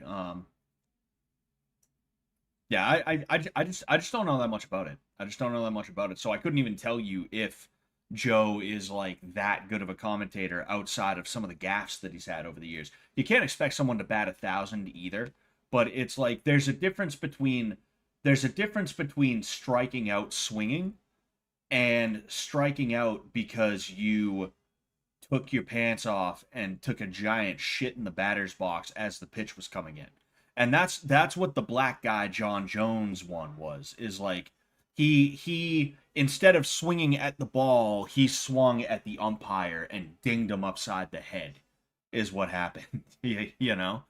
And it's like, oof, man, you know? Um I don't know what else Joe Rogan could do for the UFC. I was gonna say like maybe he could have like a UFC Tonight tier show. Maybe he could run a podcast regarding what's going on in the UFC. But I just don't know if that would even be a good idea. I don't know if that would be worth it. You know, I don't know if it would. I don't think it would, honestly. You know, um, the formula for commentating is right on the button. Yeah, yeah, yeah. Oh yeah, you know. Hmm. Like I didn't think about it until I heard Sam comment on that one day, but yeah, that is really lazy and really stupid. Excuse me, geez. It's like your one job is to be the commentator. Your one job is to be Mr. Oh, I can't believe this just happened. Wow. Whoa. Did you see that? Whoa. That's your one job. You can't put more than 2 seconds of thought into it as to where when somebody gets hit in the chin, you're going to be right on the button. Wow. Did you see that? You know? I'm sick of Joe Rogan being like calf kicks, calf kicks, calf kicks. Yeah. And it's funny because, and I talked about this a little while ago, right? Joe Rogan has been doing it for so long, he actually has to walk back some of his statements sometimes. Like, if you talked to Joe Rogan 10 to 15 years ago, it would have been, dude, jujitsu? If you look at somebody who does jujitsu wrong, oh, you're in for a bad day, buddy. He's gonna kill you, and you're gonna have no idea what he's even doing to you. If you get a jujitsu, even blue belt. Oh. Hey, thank you. Hey, thank you very much, Zerthy, for the $20. Thank you so much, man. The the big kabosh. It's good night, Eileen. Yeah, that guy too. That fucking guy too. I think that's a little better than right on the button, but there is a piece of me that whenever I hear that dude, I don't even know his name. I know his voice though. I know his fucking voice. But when I hear that, there's a piece of me that's just like, fuck, man. Anyway, the big kabosh. It's good night, Eileen. But yeah, like 10 to 15 years ago, Joe Rogan was like, if you even walked by a Brazilian jiu-jitsu blue belt on the street, he's gonna choke you to death, and you're not gonna have anything you can do about it. Imagine a gorilla with a jiu-jitsu black belt. Imagine how fucked you would be. Like, that was the way he was talking back then. Now, recently, within the last year or two, he actually said on his podcast, jiu-jitsu is the worst base skill for MMA that you could ever have. What is with her helmet, baby? I don't know. Is she from Bahia. she's from Hitada? That's that's the traditional helmet they wear in the Brazilian state of Hitada. Traditional. Yeah. But the color is kind of different. Your mom's from Bahia. Yeah. I've never seen her wear that helmet. No, she won't. She wants to? No, I'm saying she will not. Oh, she won't. Oh, I see. Okay. But yeah, like, yeah, that's what like, it's funny to see. I mean, I think it's a testament to Joe's success that he's been in the game that long and he's been so respected that he actually has to walk back something he said so long ago. It's not like he was like, look, I know years ago I said, no, he didn't say it like that. But like he has said like recently that the worst skill set to have for MMA is a pure jiu-jitsu skill set, you know? And it makes sense. It's a lot of sense, you know? Oh, excuse me. It's not really that difficult to defend a rear naked choke if you keep calm. Oh yeah, it's actually like really easy, you know? Like hand fighting is easy if you get the hands just right, you know? But there are also a lot of situations where people don't take opportunities. Like that's what that whole last fight, Umar had plenty of opportunity to rip an arm out and then throw it in around the neck, and he could have gotten that RNC, but he just didn't bother, you know. And I don't know what was going through his head. He must have had a reason for it, right? But there's a lot of variables that go into it. You know. The thing that makes jiu-jitsu a bad skill set, because that's the thing, is wrestling has its own kind of back takes too, you know. What makes jiu-jitsu such a bad skill set for MMA is that there's a lot of lay on the ground and wait for him to make a mistake, and that doesn't happen in a fight a lot of the time. You know, if you try and pull an armbar, he's going to see you grab that. He's going to yoink. He's going to yank it right out. Mackenzie Dern is supposed to be like the most attractive like girl in MMA, and it's just, I like her hair, and I guess she's got a nice body. But when you look at the face,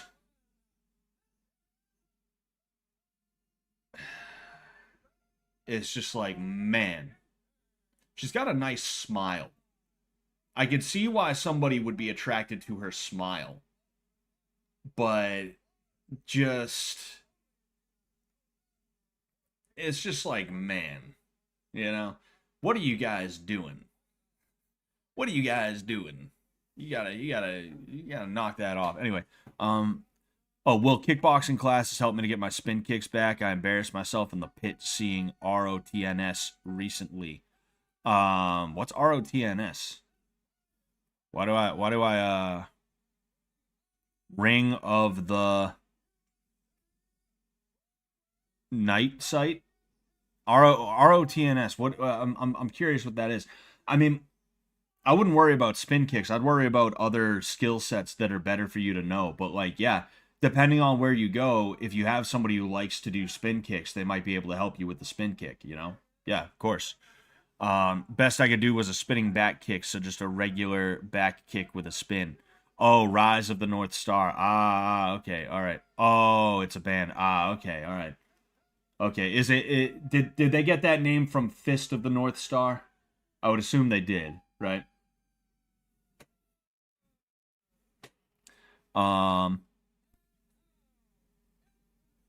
Alpha Brain era Rogan, exactly.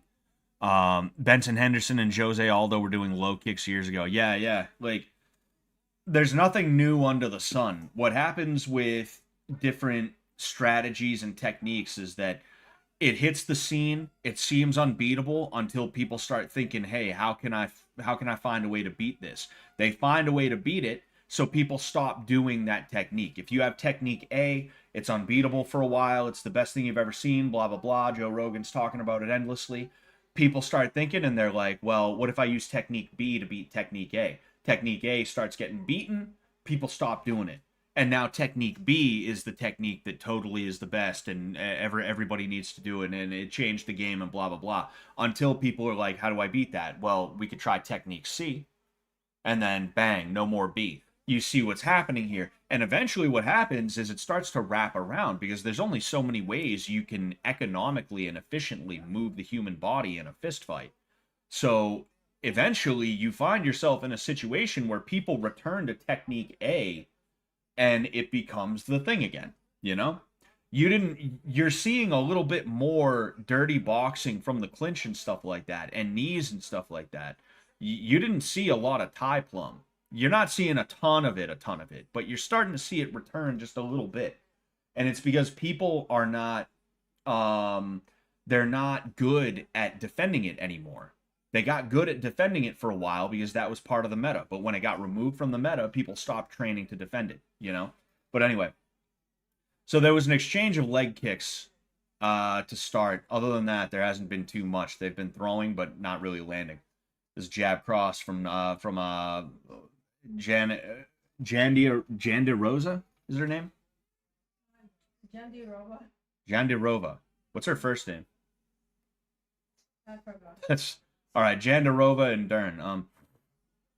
Yeah. So again, they're throwing, not really landing anything. They ended up in a brief clinch for a second. You know. Oh, Venus. What? Venus. All right, we'll just call her Jandirova. Fucking Vienna. Anyway, yeah, they're just kind of staring each other down right now. Nothing too crazy. I got to be honest with you, like watching women's MMA a lot of the time, it's like watching amateur MMA, and it kind of sucks sometimes. Like these girls are high. Ooh, that was a nice overhand right that Jandirova walked into from Dern. There's a kick, and Jandirova goes for the takedown, gets sprawled on. Like, if you just see the way that these girls move, specifically Mackenzie Dern, actually, but if you see the way they move, there's a certain, like, unrefined, there's a certain nervous energy to it, you know?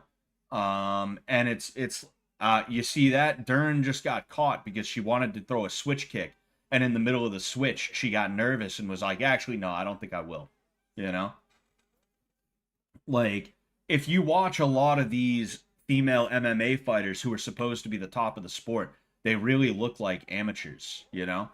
And like amateur girls too. Like amateur girls look like this. I'm not just talking about they look like amateur dudes. Like, no, they look like, I've seen girls who fight like this too. It's kind of crazy to see, you know? And that's why you don't see as much women's MMA anymore, is because it was a big thing for a while, but then Ronda Rousey left. And you had the people who came after her who were technically better, but the talent pool sort of stalled out like 3 to 5 years ago, you know? Mackenzie Dern pushes off. She ended up on the bottom there.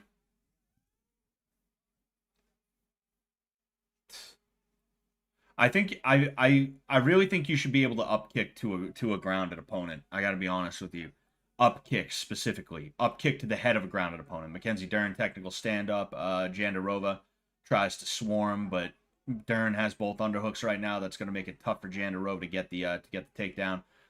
Dern reverses, so Jandirova's against the cage. She delivers a knee up the middle. It lands, and Jandirova did not like that because she put her knee up against Dern's hips to try and negate any knees that could come in.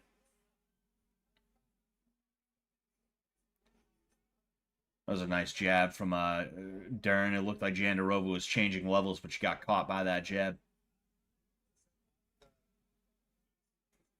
Oh, yeah, nice kick, but it gets caught, and Dern is now on the mat again. We're going to see if Jandirova stepped over the legs, so Dern, her legs are trapped for now, but it is still kind of a very fluid position. It could change in a heartbeat the way it is. So Dern is trying to keep from being put on her back and Jandarova is obviously trying to maintain some kind of control here. Dern has to get her leg out from between Jandarova's legs. She's got one leg out right now, but her right leg is still in, and Jandarova is trying to keep it controlled, you know. That's going to be tough for her. You see Dern throwing punches, and she stands up. That was actually pretty good for her. You see, you would think as a jiu-jitsu world champion that she would have better takedowns, talking about Dern, you know. But again, that's another reason why jiu-jitsu is not considered to be like the best for MMA anymore, even though it used to be like that's what you had to train if you wanted to do MMA. And that's because a lot of world champions don't have very good takedowns, you know? Who is Jandarova? Is she a world champion jiu-jitsu practitioner? I don't think so. I mean, maybe she is. I don't know. You know, I don't speak Portuguese. I don't know what they were talking about. But, like, for a world champion jiu-jitsu black belt who is 32 years old, by the way, to be getting manhandled by a 37-year-old who has maybe won a local tournament or something like that. In fact, let's take this time to look her up.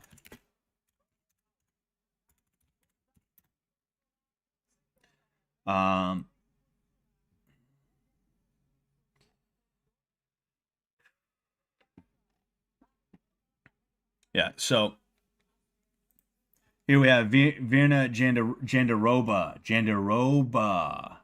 not Rova, excuse me. Yeah, so this is somebody who all she's ever really done is fought for Invicta in the Ultimate Fighting Championships. Like, other than that, I mean, she started training Kung Fu when she was a child. She later transitioned to Judo and Brazilian Jiu-Jitsu. Like, she should not be getting... Mackenzie Dern should not be getting manhandled by somebody like that. But it's because they just don't have takedowns, you know? If Ronda Rousey... Because Ronda Rousey's a judoka, but Judo has takedowns, but not the kind of takedowns that you're typically going to want to use for an MMA fight either. Ooh, that was a nice jab cross, and then another right hand by Dern. I think at least one of those landed. You see, there's a takedown attempt. Not the best takedown attempt, but she tried. And give her an A for effort there. She has Jandarova up against the cage right now, trading knees with each other. You know, she's got a lot of leverage to be able to throw those knees, so that's, you know, that's a good choice from Dern is to throw those things. That was a nice right hand up the middle. It looks like she's starting to find, I will say she's starting to find her way with her hands. I think she should just abandon the kicks altogether for the most part, you know. Maybe throw like a kick every now and again just to keep her guessing, but I think Dern needs to stick with the hands because she's having more success with the hands. Meanwhile, Jandarova is not even landing with her hands. You know, she's throwing in her hand, she's throwing her punches, and there's this much space between her and Mackenzie Dern.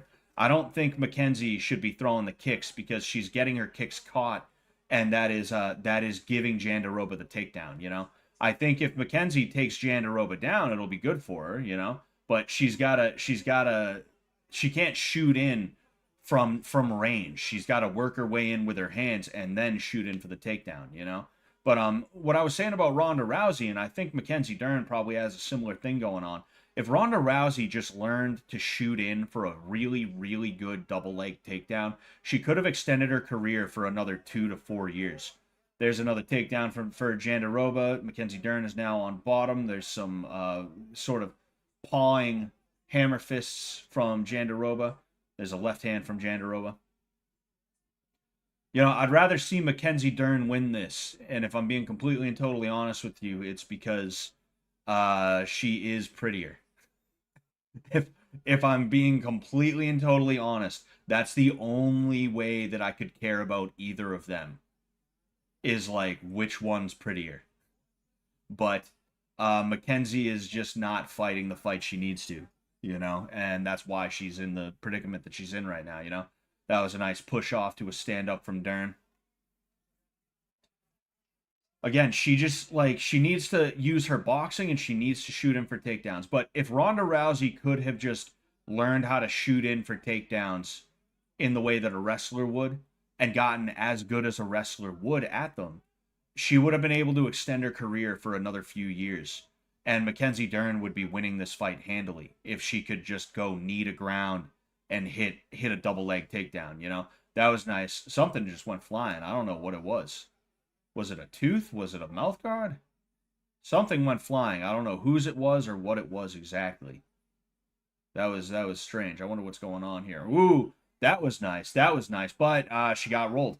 Mackenzie Dern, she hit the Uchimata to Mackenzie Dern hit the Uchimata to counter a takedown attempt from Jandiroba, but as it was a judo throw that was hit with a little bit too much gusto, she got rolled through, so now she's on the bottom, you know? She has fake tits. Nah, Jandiroba's tits look real to me. No, but Kung Fu confirmed, best base for MMA. By the way, what's going on, Scott? How are you? How are you? Was funny when Ronda Rousey got smashed by that she-male. Yeah, Amanda Nunes. You see, and this is, I've talked about this recently too. One of the reasons why women's MMA is bullshit is because the woman with more testosterone is going to win 9 times out of 10. So it's less of a question of skill. Oh, okay, we have an interesting situation here. Mackenzie's caught in an arm triangle position. If Jandiroba can get over to the other side, oh no, she's out now. She's out of it now. We have 37 seconds left in this round 2, and it's not looking good for our girl, for our babe, Mackenzie Dern. It's not looking too good for her right now. Like she's hanging out from the guard position and she's throwing punches. And it wouldn't be bad if she was not also taking damage. But she's taking damage. It's unfortunate, you know? We got 10 seconds in this. Ooh, that was a nice up kick. Almost landed. Mackenzie Dern getting up. It looks like she might have taken a left hook in the meantime. You are seeing swelling on the right eye of Jandiroba. I don't know how much damage there is to Mackenzie. I think that's just her face. I don't think there's too much damage. But yeah, you can see that right eye of Jandiroba is swelling, and it could be swelling shut, depending on what happens over the next 30 seconds to a minute, especially if she keeps getting hit there. If Dern can just keep on landing jabs, she'll be fine there. But I mean, it's not like she has another round after this, so she does kind of have to really work, you know. She's got to go, you know. She needs a finish. By my estimation, she needs to finish here. What was I gonna say? Oh yeah, but like, yeah, oh yeah, jiu-jitsu is so fun to train in. You know, I mean, I wouldn't have got my black belt if I didn't think it was fun. You know, I love jiu-jitsu. It's really good. It's a rewarding experience, and I would recommend anybody does it. But yeah, like women's MMA, like, and same thing with women's bare knuckle and women's boxing. Whoever the more masculine woman is going to win 9 times out of 10. And that sounds like uninitiated, untrained eye type shit, but it's true. It's fucking true that's the way it goes most of the time, you know? And it sucks and it's annoying, you know? Because we want to see situations where, like, even if there is somebody who's a little bit better than the other person, we don't want it to be the caught kick, and then there was a cross up the middle, and now Dern is back on the ground. Doing the same thing, trying to hit her from... That was funny. She literally went like that. Trying to land shots from the bottom, you know? I mean, I guess it's better than just hanging out doing nothing, but I don't think it's enough to ooh, nice push and then the stand up. It's just not enough to win the fight, I don't think, you know. But yeah. Jandiroba low key super attracted to Dern. I bet she is. Dern did a podcast about how much she hates paying alimony to her husband. Hope she wins and has to pay him more. Love seeing guys win. Hell yeah. Fuck bitches. Fuck bitches. Oh my God. Bitches ain't shit. Yeah. Because bitches ain't shit. She's sitting here like, Hello, I am Mackenzie Dern. I am from Brazil. And I am mad because my husband makes me pay the alimony. It's like, oh, really? Where from Brazil are you from? Phoenix. Last night, I asked my wife if Mackenzie Dern actually sounds like she's from Brazil, and she was like, fuck no. Yeah, it's like insane. But yeah, like that's why I don't think women's MMA should be like a serious sport like that. Like I don't like I on no lie, no joke.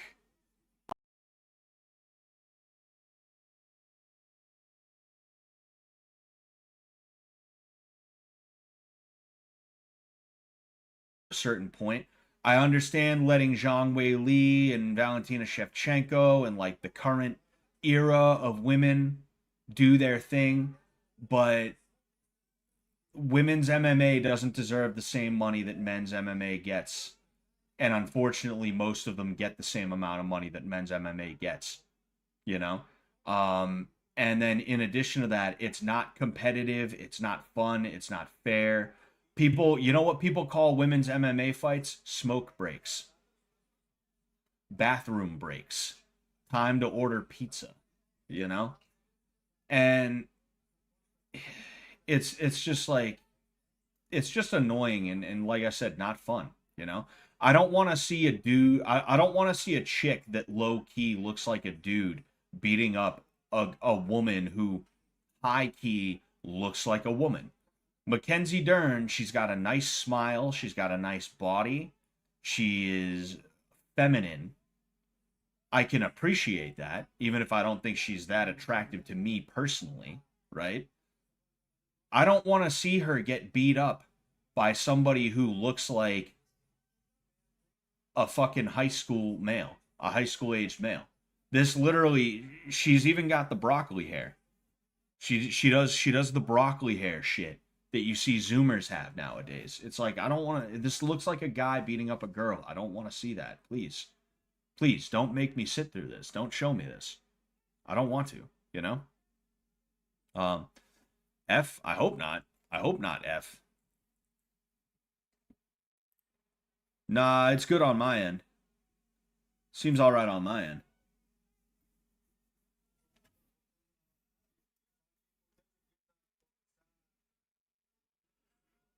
So we have 45 seconds left, and we are missing the fight right now. They switched to the wrong thing. Um. Yes. Mackenzie Dern got paid more than Cejudo on a card one time. Yeah, like are you fucking kidding me? You know, Mackenzie Dern's not that big of a star. Henry Cejudo was the second double. If he was not the second, he was the third double champ in history. He was the second men's champ in history. Second men's double champ in history, excuse me. He beat Mighty Mouse on his way out of the UFC, and then Mighty Mouse went and dominated in one championship, which tells you that Mighty Mouse was not cooked. He beat Mighty Mouse when he was at the top of his game. You know, um, it's just like man, you know.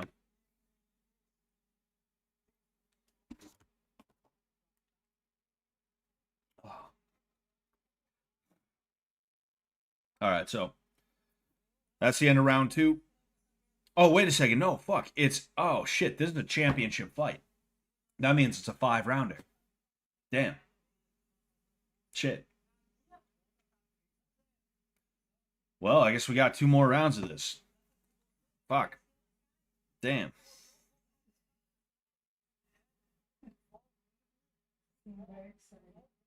Hmm.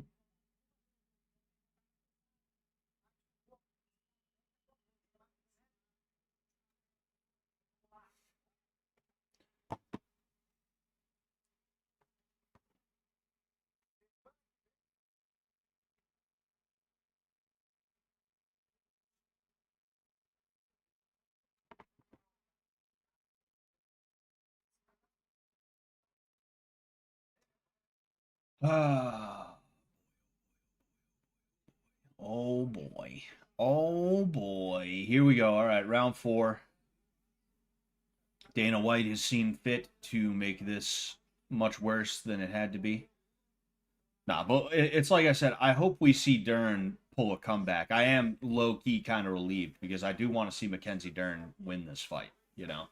It's just she can't be hanging around on the ground, and she's really, really, really gotta she's gotta make something happen for real. You know, we need a fish tank themed MMA card.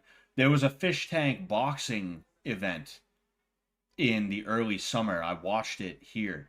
JC, one of the mods who doesn't really come around anymore because he's got other shit going on, but one of the dudes that's a mod on my channel, he is what's it called? He is you know, sorry, I'm like reading this and trying to pay attention. He fought on it, is what I was trying to say.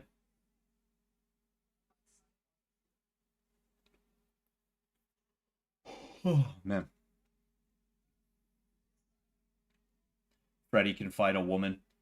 I hear that's what he does anyway.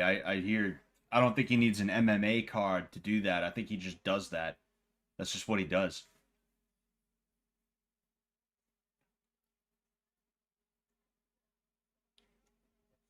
Ooh, that was a nice overhand from what's her face. That was a return. So we have apparently, is that significant strikes, baby? Yeah. Wow. So there's been 38 significant strikes by Jana Rosa, and then there was like 50 something from Dern. That's interesting to see. So Dern is up on strikes, but the control time on the bottom, the control time on top, Jandaroba is definitely up. She's definitely winning. So it's a question of what is considered to be more important, the control time or the significant strikes? Or is it going to be like a combination of the two, you know? I am curious about this. So right now Dern shot in for a takedown, but she didn't end up getting it. They're up against the cage. Dern is trying to, well, she actually just disengaged from the clinch.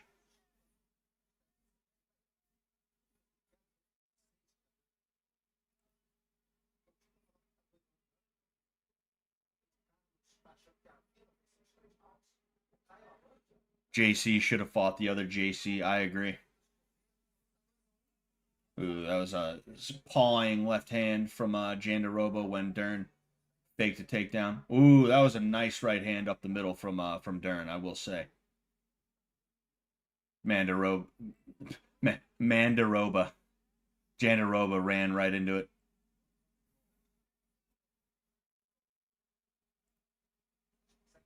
Oh, there's a knee pick into a single leg that Jandaroba almost had, but Dern was able to whiz her out of it. Oi. There's a kick from Dern, but there was a hook from Jandaroba right after. I think Dern just landed a return hook after that, but I could be wrong. I saw some kind of commotion here. And there is a takedown attempt from Jandaroba. She puts Dern down to the mat, but there was no actual control there, so I don't know if that's even considered a takedown, you know? And the referee separates them. Dern back up.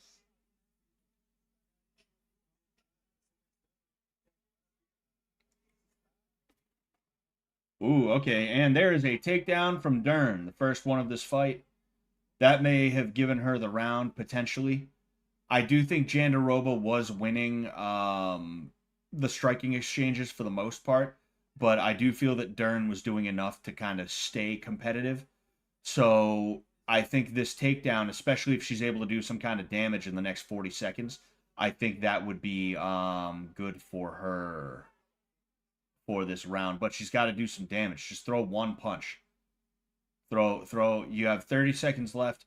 Your corner should be screaming, do damage. 30 seconds. Do something. Shit. You know? Jandaroba is doing a good job of sort of keeping Dern from being able to do much of anything as well. It's not just that Dern's not doing anything, it's that she doesn't feel comfortable to do anything because Jandaroba is she's grabbing the right spots at the right times, you know?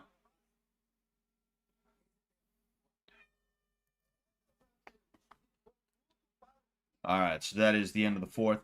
I haven't been assigning rounds this entire time, but to me that takedown may have. I'm not saying it was, but it may have been enough. It may have been enough for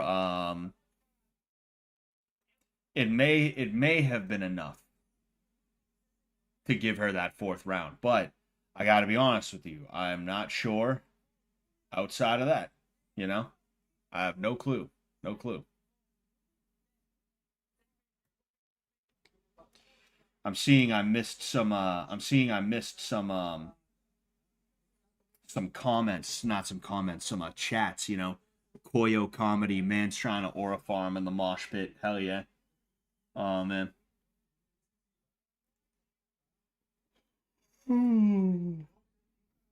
This whole fight is a slop fest. Oh yeah, you know. It's like I said. Like don't get me wrong, I don't when I spar, I don't look crazy good right now myself. And that's because I'm not practiced. Like I spend all my time coaching other people. I'm not drilling. I hit the bag once a day for like 15 minutes maybe, you know? But I'm not drilling. I'm not getting a ton of live sparring in all the time. I'm not training myself. I'm training other people. So I don't exactly look fucking fantastic myself. If I'm just being fair and honest about it, you know? That was a nice cross up the middle from Dern. Seems like sort of bopped Jandaroba. Oh, what the fuck was that spinning shit? She's been shooting in for takedowns this whole fight, and you're gonna come out with the spinning shit, Mackenzie? What are you doing?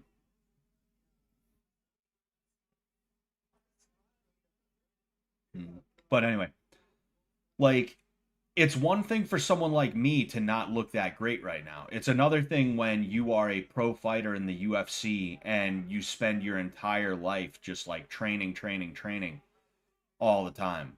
You know? Like you especially you spend 2 months getting ready for somebody and you still get crazy feet. You still tap dance when you're in the pocket like that. It's like nah man, you can't you can't do that, you know. You gotta do it different. I'll say that you gotta do it different, you know. um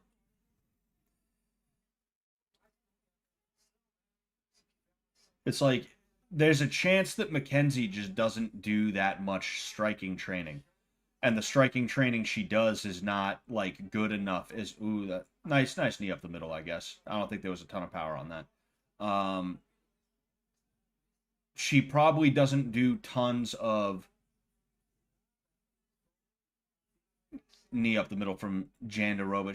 She probably doesn't do a lot of boxing, and because of that, or like I said, the boxing training she does is not that good. Ooh, what the hell was that? Jandaroba just got jabbed and she stumbled in a way that almost said like, "Oh, that hurt." There's another hard jab from Dern.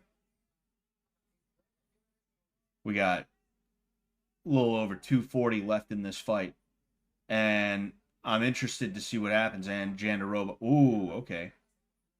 Jandaroba got the takedown, and Dern immediately tried to go for an omoplata, which is a very weird choice. Now she's trying to set up a triangle. It didn't quite work. Jandaroba getting some actually pretty hard elbows from the bottom from Dern right now. It's like if the whole fight was going like this, where Dern was doing some actual damage while Jandaroba was not doing any, I'd say, yeah, you know what? I think you should give this fight to Dern. But only right now are you seeing that Jandaroba is just like, I gotta hold on for dear life, and she's not doing any kind of damage at all, you know. Um, Ooh, that was nice. Dern pushed Jandaroba's head up, let it go, so that when it came back down, she threw an elbow. That was pretty interesting to see. Dern kicking at that front knee. Jandaroba obviously doesn't like that. She switched sides. I don't know who this fight's gonna go to, man. Like, I feel like Jandaroba as of right now, but I don't know. Maybe there's something that I wasn't considering. Maybe I just maybe there's something that's gonna give it to Dern. I don't know. I mean, apparently Dern has been landing more significant strikes, I would assume, on the feet than Jandaroba has been. What's that say, baby? Oh, the scorecards. Yes. Oh, No, significant. oh, significant strikes. Yeah. Oh, okay, yeah. Yeah, I mean, to me, it looked like Dern outstruck her in every round, just about. I didn't get the best look at it. I need glasses, like, genuinely. I've noticed within the last couple of months, my vision is like, and they said I needed glasses like about a year ago, but I never went back. They gave me a prescription, and I never went back because they couldn't find my insurance, and I couldn't find my insurance card. Oh. So I found the insurance card, and I got to go back. Yeah.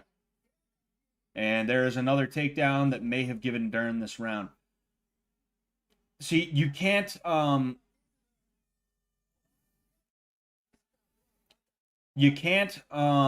underestimate the importance of those late rounds. You can't underestimate how important those are to the entirety of the fight. Um, I you know, I don't know which way it's gonna go, and I mean, hey, I guess we'll see. Bang. You see, that jab that I was talking about. She landed a jab, and Jandaroba, the way she reacted, I think she just got caught off. I think she got caught off guard is really what it was. She didn't expect. She threw her weight in one direction, and all of a sudden she got bopped. You know.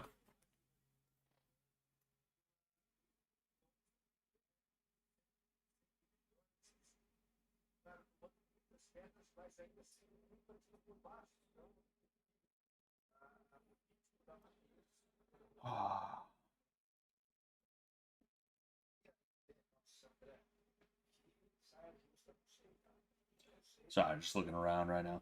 I'm kind of just like, all right, let's get it over with. Fucking tell us who won. Then Umar was saying that he doesn't know who won.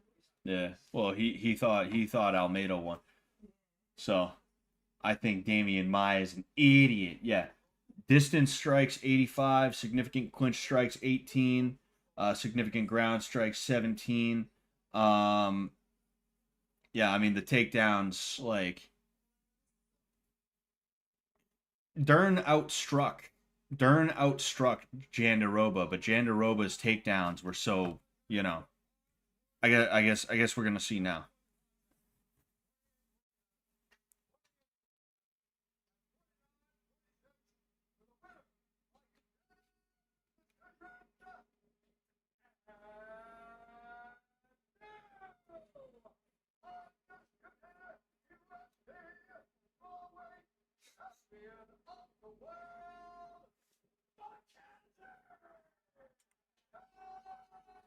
I mean, okay, I guess. You know what I said about you know what I said um I forget who I said it for, but it was earlier in the stream. I said that it feels less like one guy is winning and the other guy is just losing. That's kind of how it felt for both of them. I got to be honest with you. Um, Nobody really did that good of a job, in my opinion. So it's just kind of like whatever, Like, all right, I guess, cool. I guess whatever you say, whatever you say.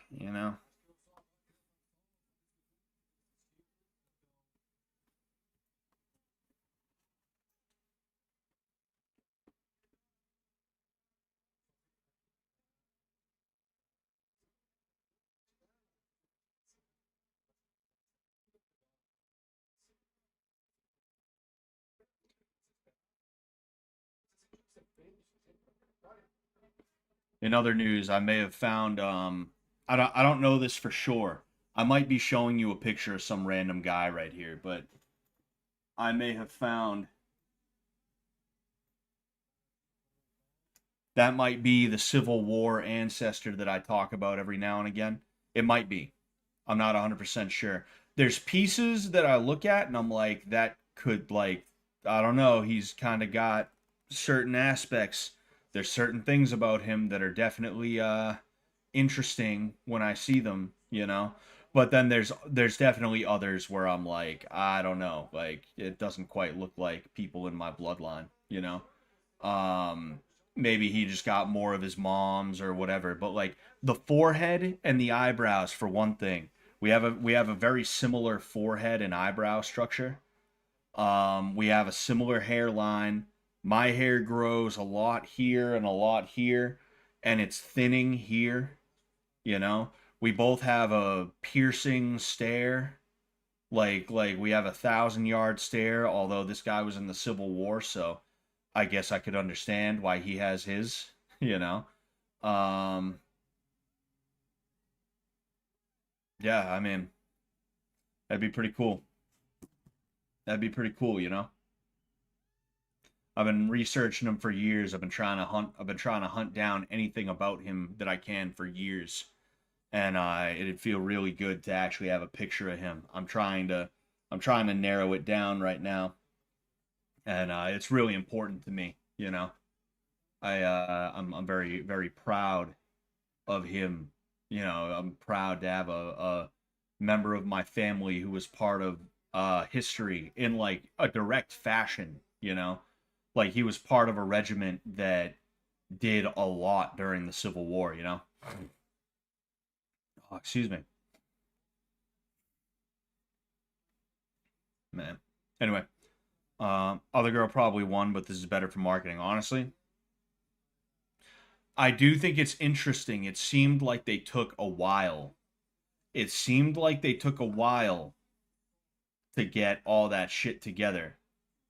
It seemed like they took a long. Who the hell is that? Who was Did you see that guy? No. He looked familiar, but I don't know. Anyway, all right. So we have Aspinall versus Gane.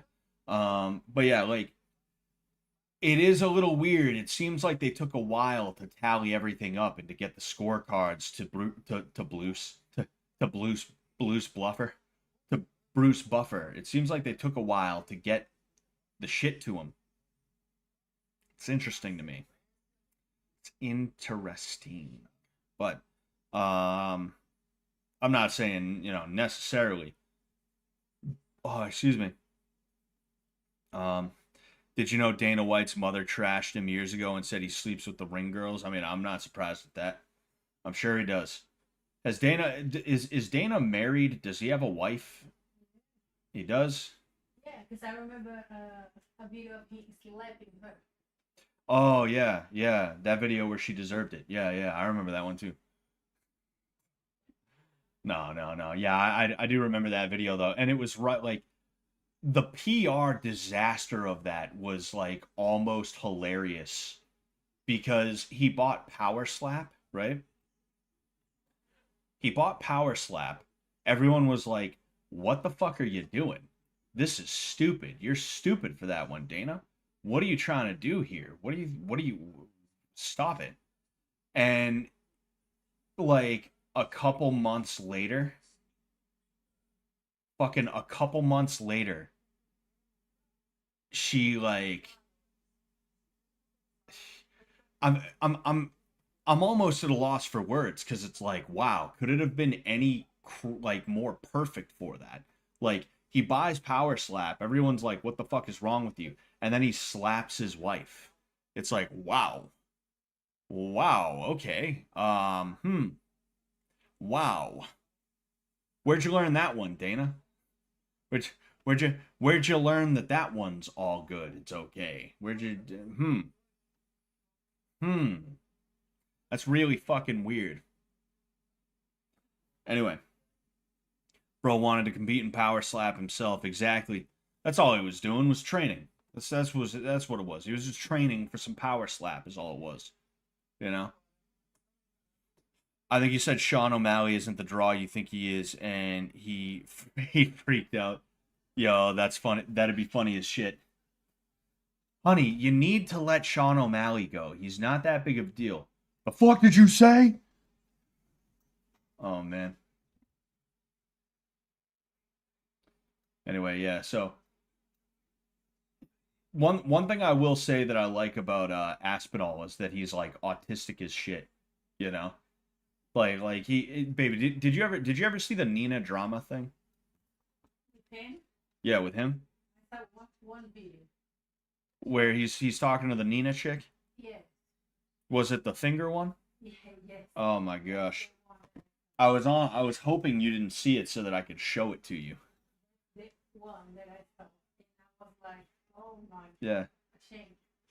That's how I used to flirt back when I was in high school because I didn't know how yet. Like in that voice too, I'd be like, "What's up, Megan? You ever been fingered by an MMA fighter?"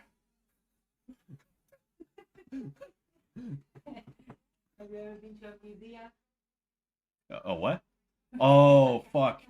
Museum. Have you? I'm gonna show that to them again. I'm gonna show this to you guys. I went to Salem, Mass last week, and we went to an exhibit. It was a museum, and they had tour guides there, and one of them was the best guy that I've ever seen in my entire life. Here it is. He was only 29 years old. That Philip English placed a lure on his body and asked the Corwin family for money, which they eventually gave him the money. Philip English returned to the body of Sheriff Corwin to the Corwin family. Then the Corwin... That guy, he talked like that the entire time, and when we didn't ask him specifically, but some people who were with our group asked him. They were like, "Hey, so are you like is that your real accent?" And he was like, "Yes, I went to England last summer for 2 weeks and I picked up the accent and I have been refining it ever since then. Thank you for coming to the museum." He said I wish, I'm so mad at myself. I stopped recording just before he said that too. I could have got that on video, but I didn't. Him explaining the accent and also talking about the museum. He was like, "Thank you for coming to the museum. Please exit the museum this way." He was like that, and it was like, wow, holy fuck, man. But yeah, I like Aspinall because he seems like an all right guy, and he seems like autistic, and it's like charming in a way where it's like, oh man, he really said that to Nina, huh? That's pretty crazy. Fucking man, you know. Absolutely autismal. What would it take? Have you ever been fingered by an MMA fighter? She's like, what? What? No? What would it take? It was like, holy shit, man. If I like, I'm not gonna lie to you guys. Back when I was a single guy, I would flirt in front of my friends and in front of other people, just to kind of a little bit of entertainment, a little bit of showing off, things like that. See a girl in at the store, you're in line, you get up there. Hey, I really like. Hey, I really you. Oh no! Fucking. I choke on my words. I go, oh no, and then I run. I dip out. No, but like, you say something nice, gets them to smile. You feel good, and you and your friends have something to joke about. Haha. It's fun. It's fun. It's nice. It's interesting. But like I could like being like, have you ever been fingered in front of all these people and the camera? It's like, man, oh man. But anyway, so here we have Serial Gane coming out. I said it, if not yesterday, it was last week or something like that. If it wasn't yesterday, it was last Wednesday. But regardless of what day or what time it was, if Cyril Gane if Cyril Gane wins, I'm gonna assume Tom Aspinall had like gonorrhea or something like that. I'm gonna assume he had a yeast infection. My guess is gonna be that he was like he tripped on the way out and he fell into a knife and he was slowly bleeding out through the entirety of the fight, just losing blood and stamina and strength. That's what I'm gonna assume because I just don't see Cyril Gane being able to beat him. I don't think I think Cyril Gane is someone who, if there was like the top tier, he would be just below that. Just below that. And I see Aspinall, from what I do know about him, as top tier in that way. You know? Oh man, I hope YouTube isn't fucking up because I went from like 10 or 12 people to like it just went straight down like fucking.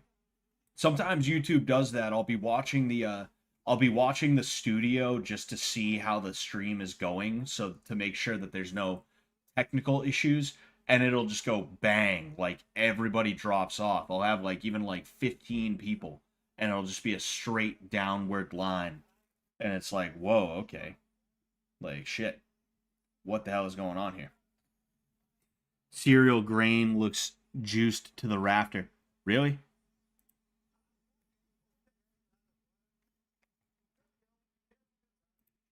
Sorry, one sec. I'm trying to troubleshoot.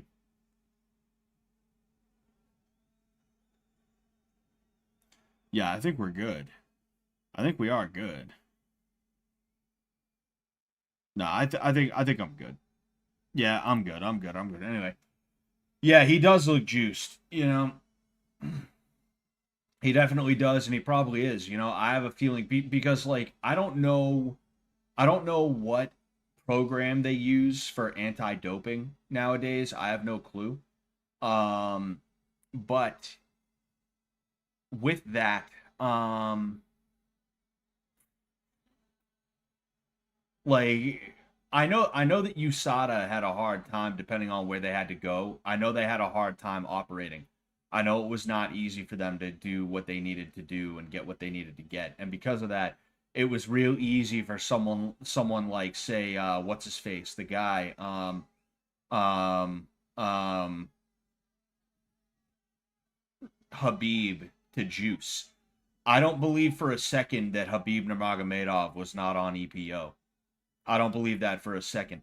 The Russians institutionally are known for doping. They are known for having some of the like worst steroid cheats because their government sanctions it directly, you know? He just hides in one of those no-go zones in Paris. Honestly, he probably could. He probably fucking could. That's probably what he would do. It would not surprise me, you know? Like, any non-Anglophone country, even if it is France, to me is going to be a little suspect. And even if it is an Anglophone country, meaning an English-speaking country, or a place where like I wouldn't trust like Cameroon if if what's his face if Ngannou went back to Cameroon and was like, hey, let's set up MMA gyms and let's get Cameroonians direct to the UFC instead of having to go to Europe. Let's cut the white man out. I wouldn't trust Cameroonian MMA guys to do a good job with drug testing. I just would not, you know? And that's because culturally in these parts of the world, for one thing, they don't care that much about the idea of steroids being cheating. It's just not there. They don't give a fuck about it, you know? But then in addition to that, it's also like a you know, we're not gonna let you know, we're gonna do whatever we want to do and nobody's gonna stop us. You know, that's the way that they are, you know. They're just not like they don't give a fuck about anything like that, you know. Oh, those Muslims hide in the Caucasus Mountains. You know, one thing that I can't stand is people who say Muslim. Like, it's one thing if you grew up in a Muslim household in, like, the Middle East or Arabia or North Africa or something like that. They call it Islam, or they call themselves Muslims. Okay, fine, whatever. It's all good, you know? But one thing I can't stand is listening to a white guy from North Dakota be like, so the amount of Muslims in the world is 1.2 billion, or however many it was, you know.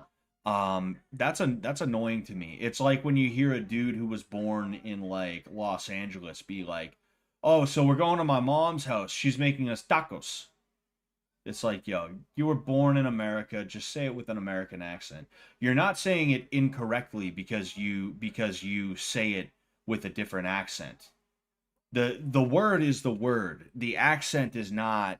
It doesn't have anything to do with that. You know, it's one thing if it's like a specific. It's one thing if there's like a specific sound. You know, like ch in Irish makes a noise, right? Um, um, what's it called? I'm trying to think. I can't think of any words with a ch in it right off the top of my head. But there's like GH, right? Which that's not even a ch, but you get the idea, right? It's DH like UIT or something like that. But the bottom line, you get what I mean, right? That's one thing, right? It's another thing when it's just like, oh, you're not saying it with the right accent. It's like, no, that's not how that works. You don't all of a sudden become Mexican because you're saying the word taco, you know? Fucking it's like with Portuguese. The word for saint is sound, right? That's an actual sound that they have to make. That's not an accent. That's sound or pound, right? It's very nasally. There's a nasal register to it. That's different because if you just say pow, that means penis. That means dick. So you want to make sure you're not asking for dick when you go to the bakery, right? But it's another thing if someone was like no, it's not picanha, it's picanha. If somebody was like say it like that, I'd be like, no, I'm not going to. I didn't grow up there. I'm not Brazilian. I'm gonna say it how I want to fucking say it, you know? Random thing that I thought about because there was this guy I watched a video from earlier this week. He was talking about the Charlie Kirk incident and stuff like that. And he was talking about Muslims. He was talking about how Muslims are being messed with over in Palestine. Which, by the way, I think it's funny. They didn't give a fuck about Palestine until like 3 years ago, you know? There was always that sort of like in the background, they care about Palestine, but they don't really care that much. You saw people like walking around Antifa flag and Israel flag, one in each hand. And they're like, yeah, we're not Nazis. We love the Jews. Tee hee. Now it's like they're practical. That's just the annoying piece about it to me is like not to get too political right now in this UFC stream. We're waiting for the thing to start. Like I get it, you're Mr. Liberal and you care about Palestine. I don't think it's a bad thing to care about people getting murdered in cold blood. But like you didn't care about it for years and you're trying to lecture me about like what goes on over there like I wasn't already aware. But if I ever spoke about it, you would have called me mean names, It's like, shut up and get out of my face. But anyway, it's like when the new guy thinks he's going to tell you how things go around here. It's like, get the fuck out of here. But anyway, so we are starting. It is a lefty-righty battle. We have Gane, who is throwing these stomping kicks to the front leg of Aspinall. Aspinall caught one, and he tried to throw a cross up the middle. It didn't work. Ooh, that was a nice elbow from Gane, I will say.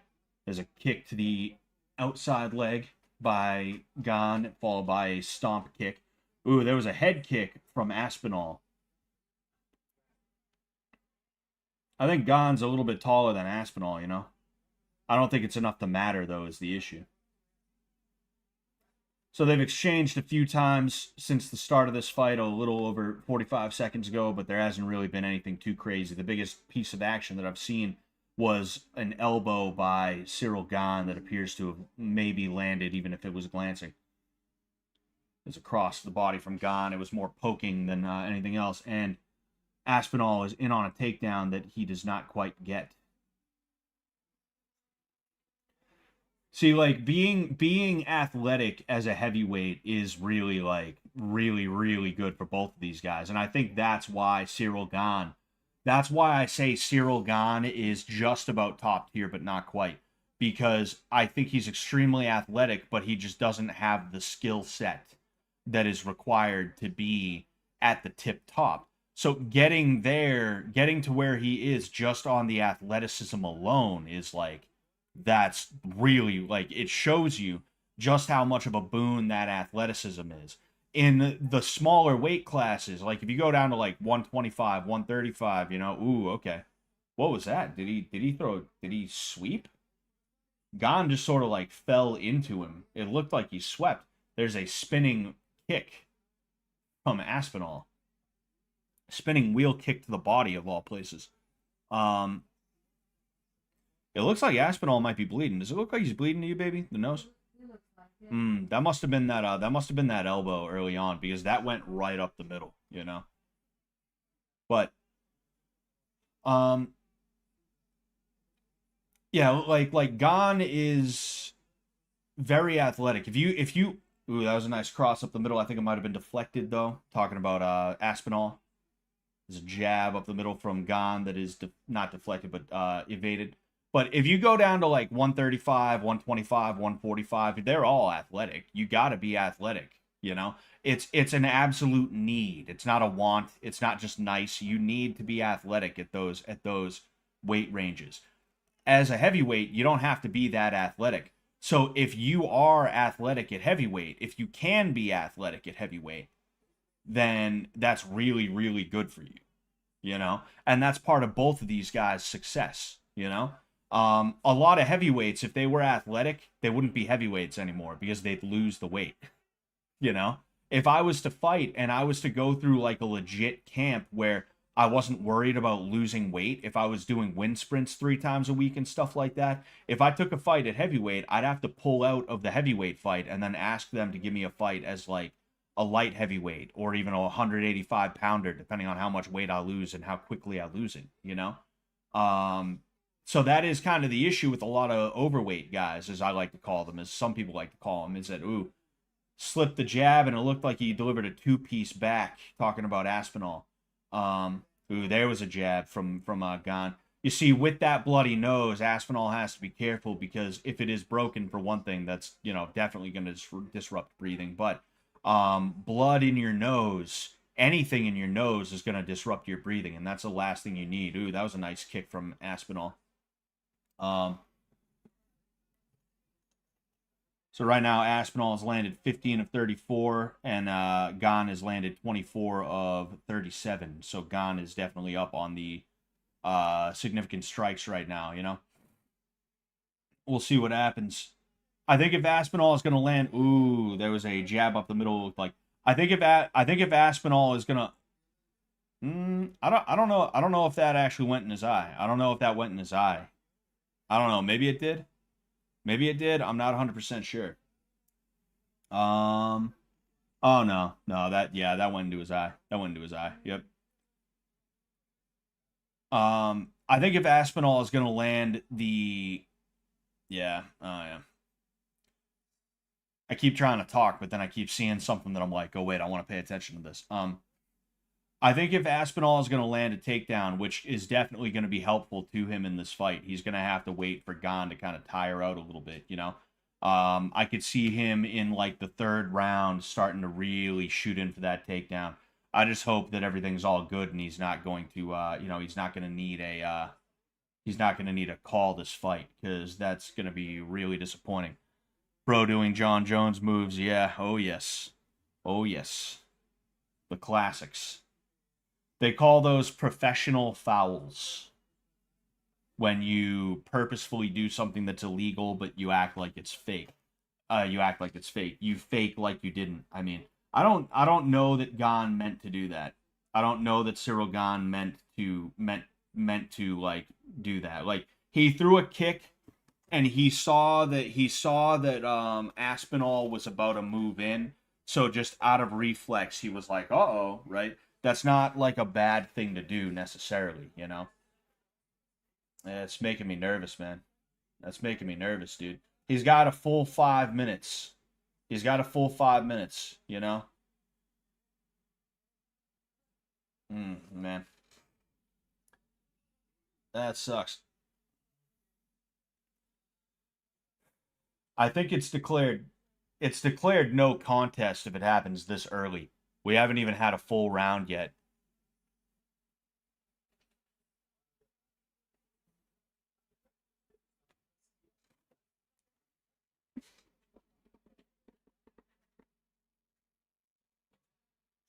See, Dana White introduced those gloves that keep your fists from fully extending out like that, right?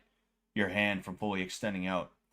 Um, and that was probably a good thing overall, but he took them away because John Jones didn't fucking like them. And when people called him out on that, when people called Dana White out for allowing John Jones to use the gloves that allow him to poke people in the eye, he was just like, "Well, that's okay because we're getting rid of all of them anyway. We're not going to do any of them anymore. I promise. I promise. That's it."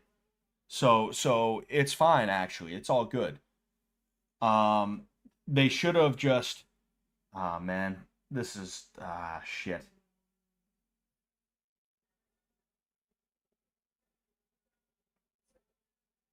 This is making me nervous, bro. He's got a little under 2 minutes to make the decision. And I think he would have been fine by now. If he was going to be fine. But yeah, it's the UFC's fault. It's the UFC's fault if this happens, you know?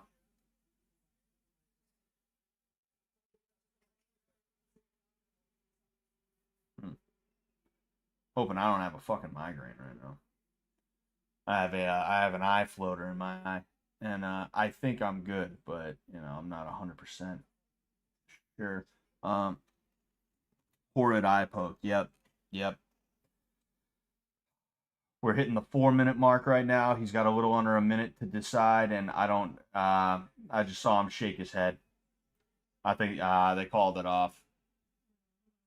Damn. This is like basically the reason why I wanted to stream for these fights. Is this fight in particular? Mackenzie Dern versus I already forgot her name. I didn't care that much about. That was just a name that I knew. Umar Nurmagomedov versus Bautista. That was actually a pretty good fight. I am glad I got to see that, but that wasn't enough for me to be like, let's tune in, let's do our thing. Tee hee. Man, that just sucks, bro. His ring finger was well into Aspinall's eye. I think it's over. Yeah. You see, my TV is all the way over on the other side of the room, and I already told you guys I need glasses. So, um, you know, man. Well, at least it's not too late to hit the gym after this still. Yep, I got some errands I got to run too.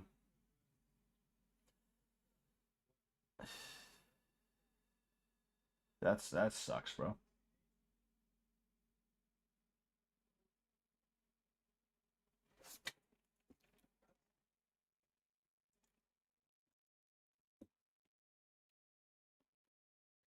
Aspinall is now gonna train hard a bit harder to not gas out as hard and win the next fight, but now Hones won't have that victory over Gane's win over Aspinall now. Gane was winning. Yeah, no, I mean Gane was definitely winning, but it was only the first round, so it's like, well, I guess we would have seen how the rest of the fight would have gone. Um you know, that just fucking sucks, man.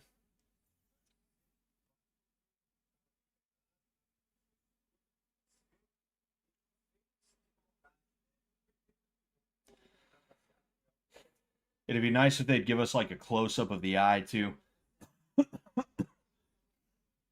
You know, there's a chance he has a detached retina. You know.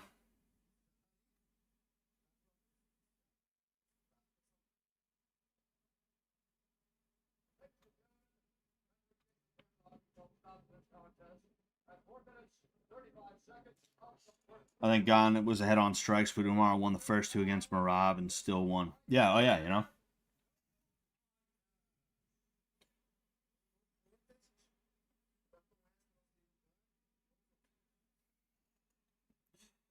Gane has been studying Jones. You're gonna have to translate for the translator, baby.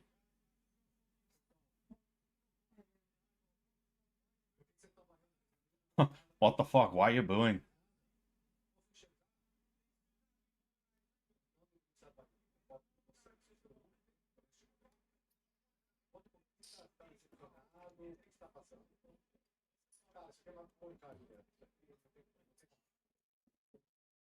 Aspinall was gassed. He was breathing heavy though. Well, yeah, uh mm. Oh man. Yeah, that is both eyes. That was not one eye, that was both eyes, and you could see the into there. Ooh, that's awful, man. Fuck. But Aspinall was gassed because his nose was bleeding. He would have went in between rounds. They would have stopped the bleeding to his nose, and he would have been fine for the next round. You know, unfortunate that something like that could happen, and you have to throw a round away, right? But that's the way the fight game goes, and it's also unfortunate that that happened too. You know.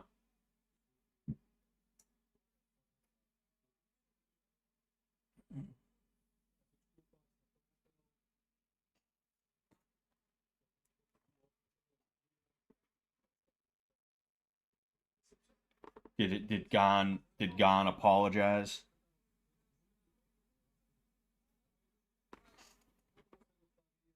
Oh yeah. He did. Yeah, he did. Yeah. Yeah. I mean, a fight is a messy thing. Fights are dirty and messy, and they're not. I mean, hey, it is what it is. You know, it's unfortunate. It's unfortunate, but it is what it is. SOCKS. Um,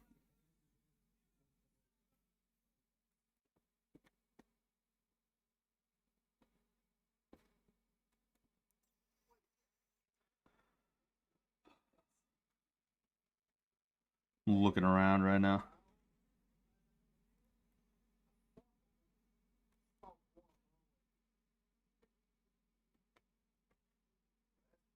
Aspinall has no chance against Jones after what I just seen. You didn't see anything. You didn't even see five. You didn't even see 5 full minutes. You didn't even see 5 full minutes of fighting. You can't really judge off of that, you know?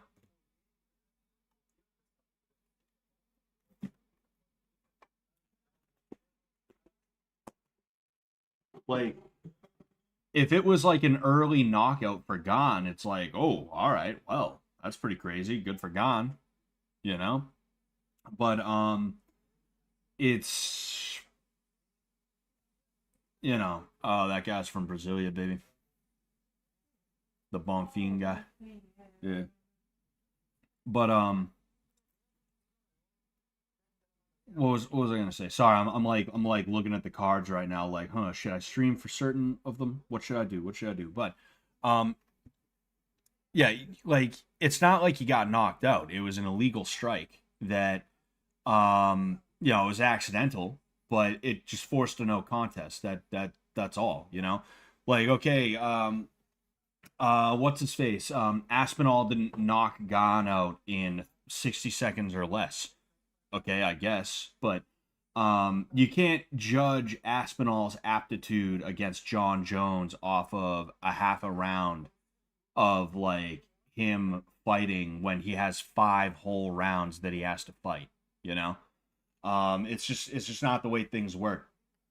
I understand like me, when I think of a fight, when I think of a situation where I have to throw hands with somebody, I'm not thinking about round 5. I'm thinking, hey, I want to I don't get paid by the hour. I want to finish this as quick as I can and get my ass home. Because in my mind, when I think of combat, I think of life or death. I think of, oh, I don't want to be here. This guy is trying to fight me. Well, if he's going to try and hurt me, I guess I better hurt him worse than he's going to before he's able to hurt me. You know? Um, like, that's the way I think of it. So, as time has gone on, I had to kind of remove myself from that mindset, or I had to rethink that mindset where I'm willing to relax for the first round and I'm willing to just take in what he's doing and find patterns and find things that are going to land easy for me, things that he has a hard time defending. I'm going to make a game plan throughout the course of round 1, basically. Even if I had a game plan going into a fight, I need to take round 1 to see if that game plan I worked is a good idea, and also to take in other information that allows me to know that I can finish the guy this way. Excuse me, or this strike is going to land this way, or he's using this kind of strategy or tactic or whatever, you know? So to sit here and be like, dude, he didn't even fight one whole round before the no contest ended. He ain't gonna stand a chance against Jones. It's like, no, he's fine. He's fine. He's gonna be okay. All right, trust me. Fucking trust me, man. You know. There was plenty of time to judge that Tom had rust and was gonna lose that fight. No, there fucking wasn't enough time, dude. There was not nearly enough time to make a real judgment about anything. Fucking maybe that round you could be like, oh, I don't think this first round is gonna go Tom's way. I think he needs to I think he needs to I think he needs to start thinking about how he's gonna come out in the second round and what he's learned from that first round and stuff like that. You know, there's not nearly enough time to judge anything. There's nothing you can glean from what just happened. Absolutely positively nothing. If you want John Jones to win, that's cool. You want John Jones to win. If that's how you feel about it, Snurf G, it's all good. Like, I don't want John Jones to win, but I mean, just objectively, there's nothing that you can glean from that. If I felt that Aspinall really was showing his ass, I'd be like, ooh, yeah, that makes me wonder about how he'd do against Jones. But no, if it was round 1 completed halfway through round 2 and nothing had changed at all, I'd be like, yeah, he did kind of look a little flat and he was losing those striking exchanges and man, he's got some holes he's got to plug. But no, we didn't even get one full round of the fight.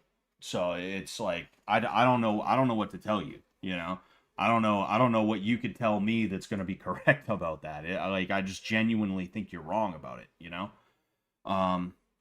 we need to remove Gane's fingers. That's the only option. That's the only move we can go for, 5 rounds of women's fighting just for that SMH. Yes, it's very unfortunate. Very unfortunate. Eye pokes remain undefeated. Kung Fu and Karate gods vindicated. I know. It sucks. It sucks being an MMA pleb in a Kung Fu guy world. It's awful. Jones destroyed Gane in 60 seconds too. Okay, and that's a different fight between 2 different fighters.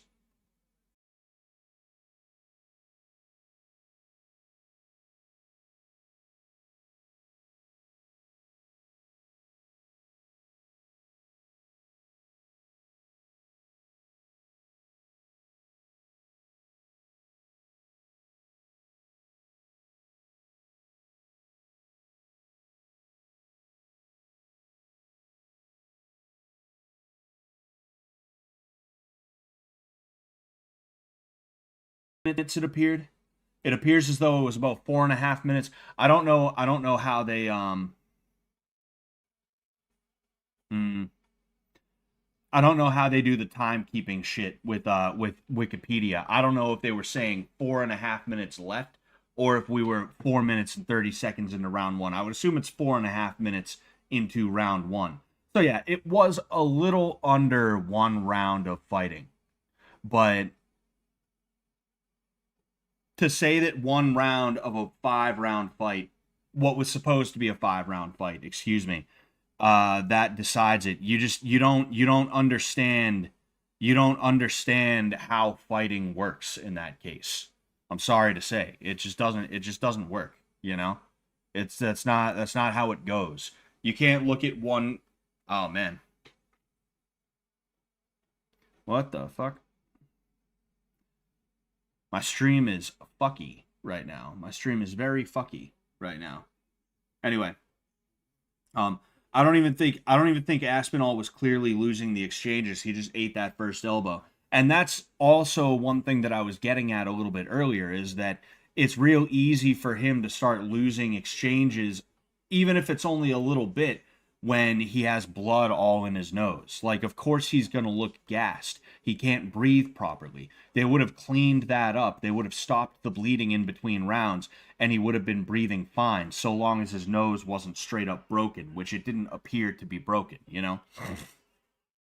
Excuse me. There's just a lot of little things that contributed to the way that first round went. And it definitely was not going to go to Tom Aspinall. We're in agreement there. Tom would not have won that first round.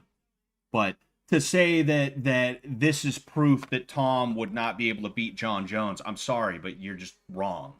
You are not correct about that. It's just not true, you know?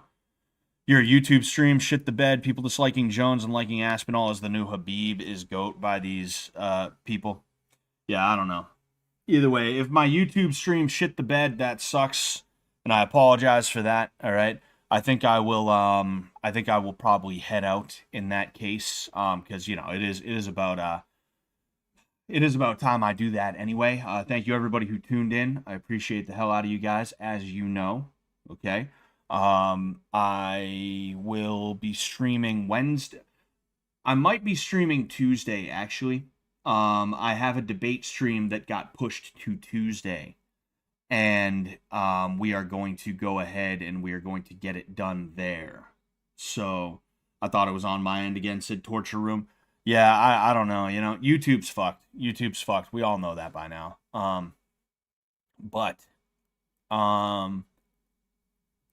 Geez, my jaw is like tight. My jaw is tight from all of the speaking. I might stream tomorrow, but I'm not 100% sure. It depends on what goes on. I will pretty much definitely be streaming Tuesday and then Wednesday. The Tuesday stream will be a debate stream versus somebody. We're going to be arguing about how awful and evil women are. That's what we're going to be doing. She just ignored it. She's like, all right, whatever. But yeah, and then I'll catch you guys later though, all right? Thank you everybody for showing up. I appreciate you. And till next time, peace out.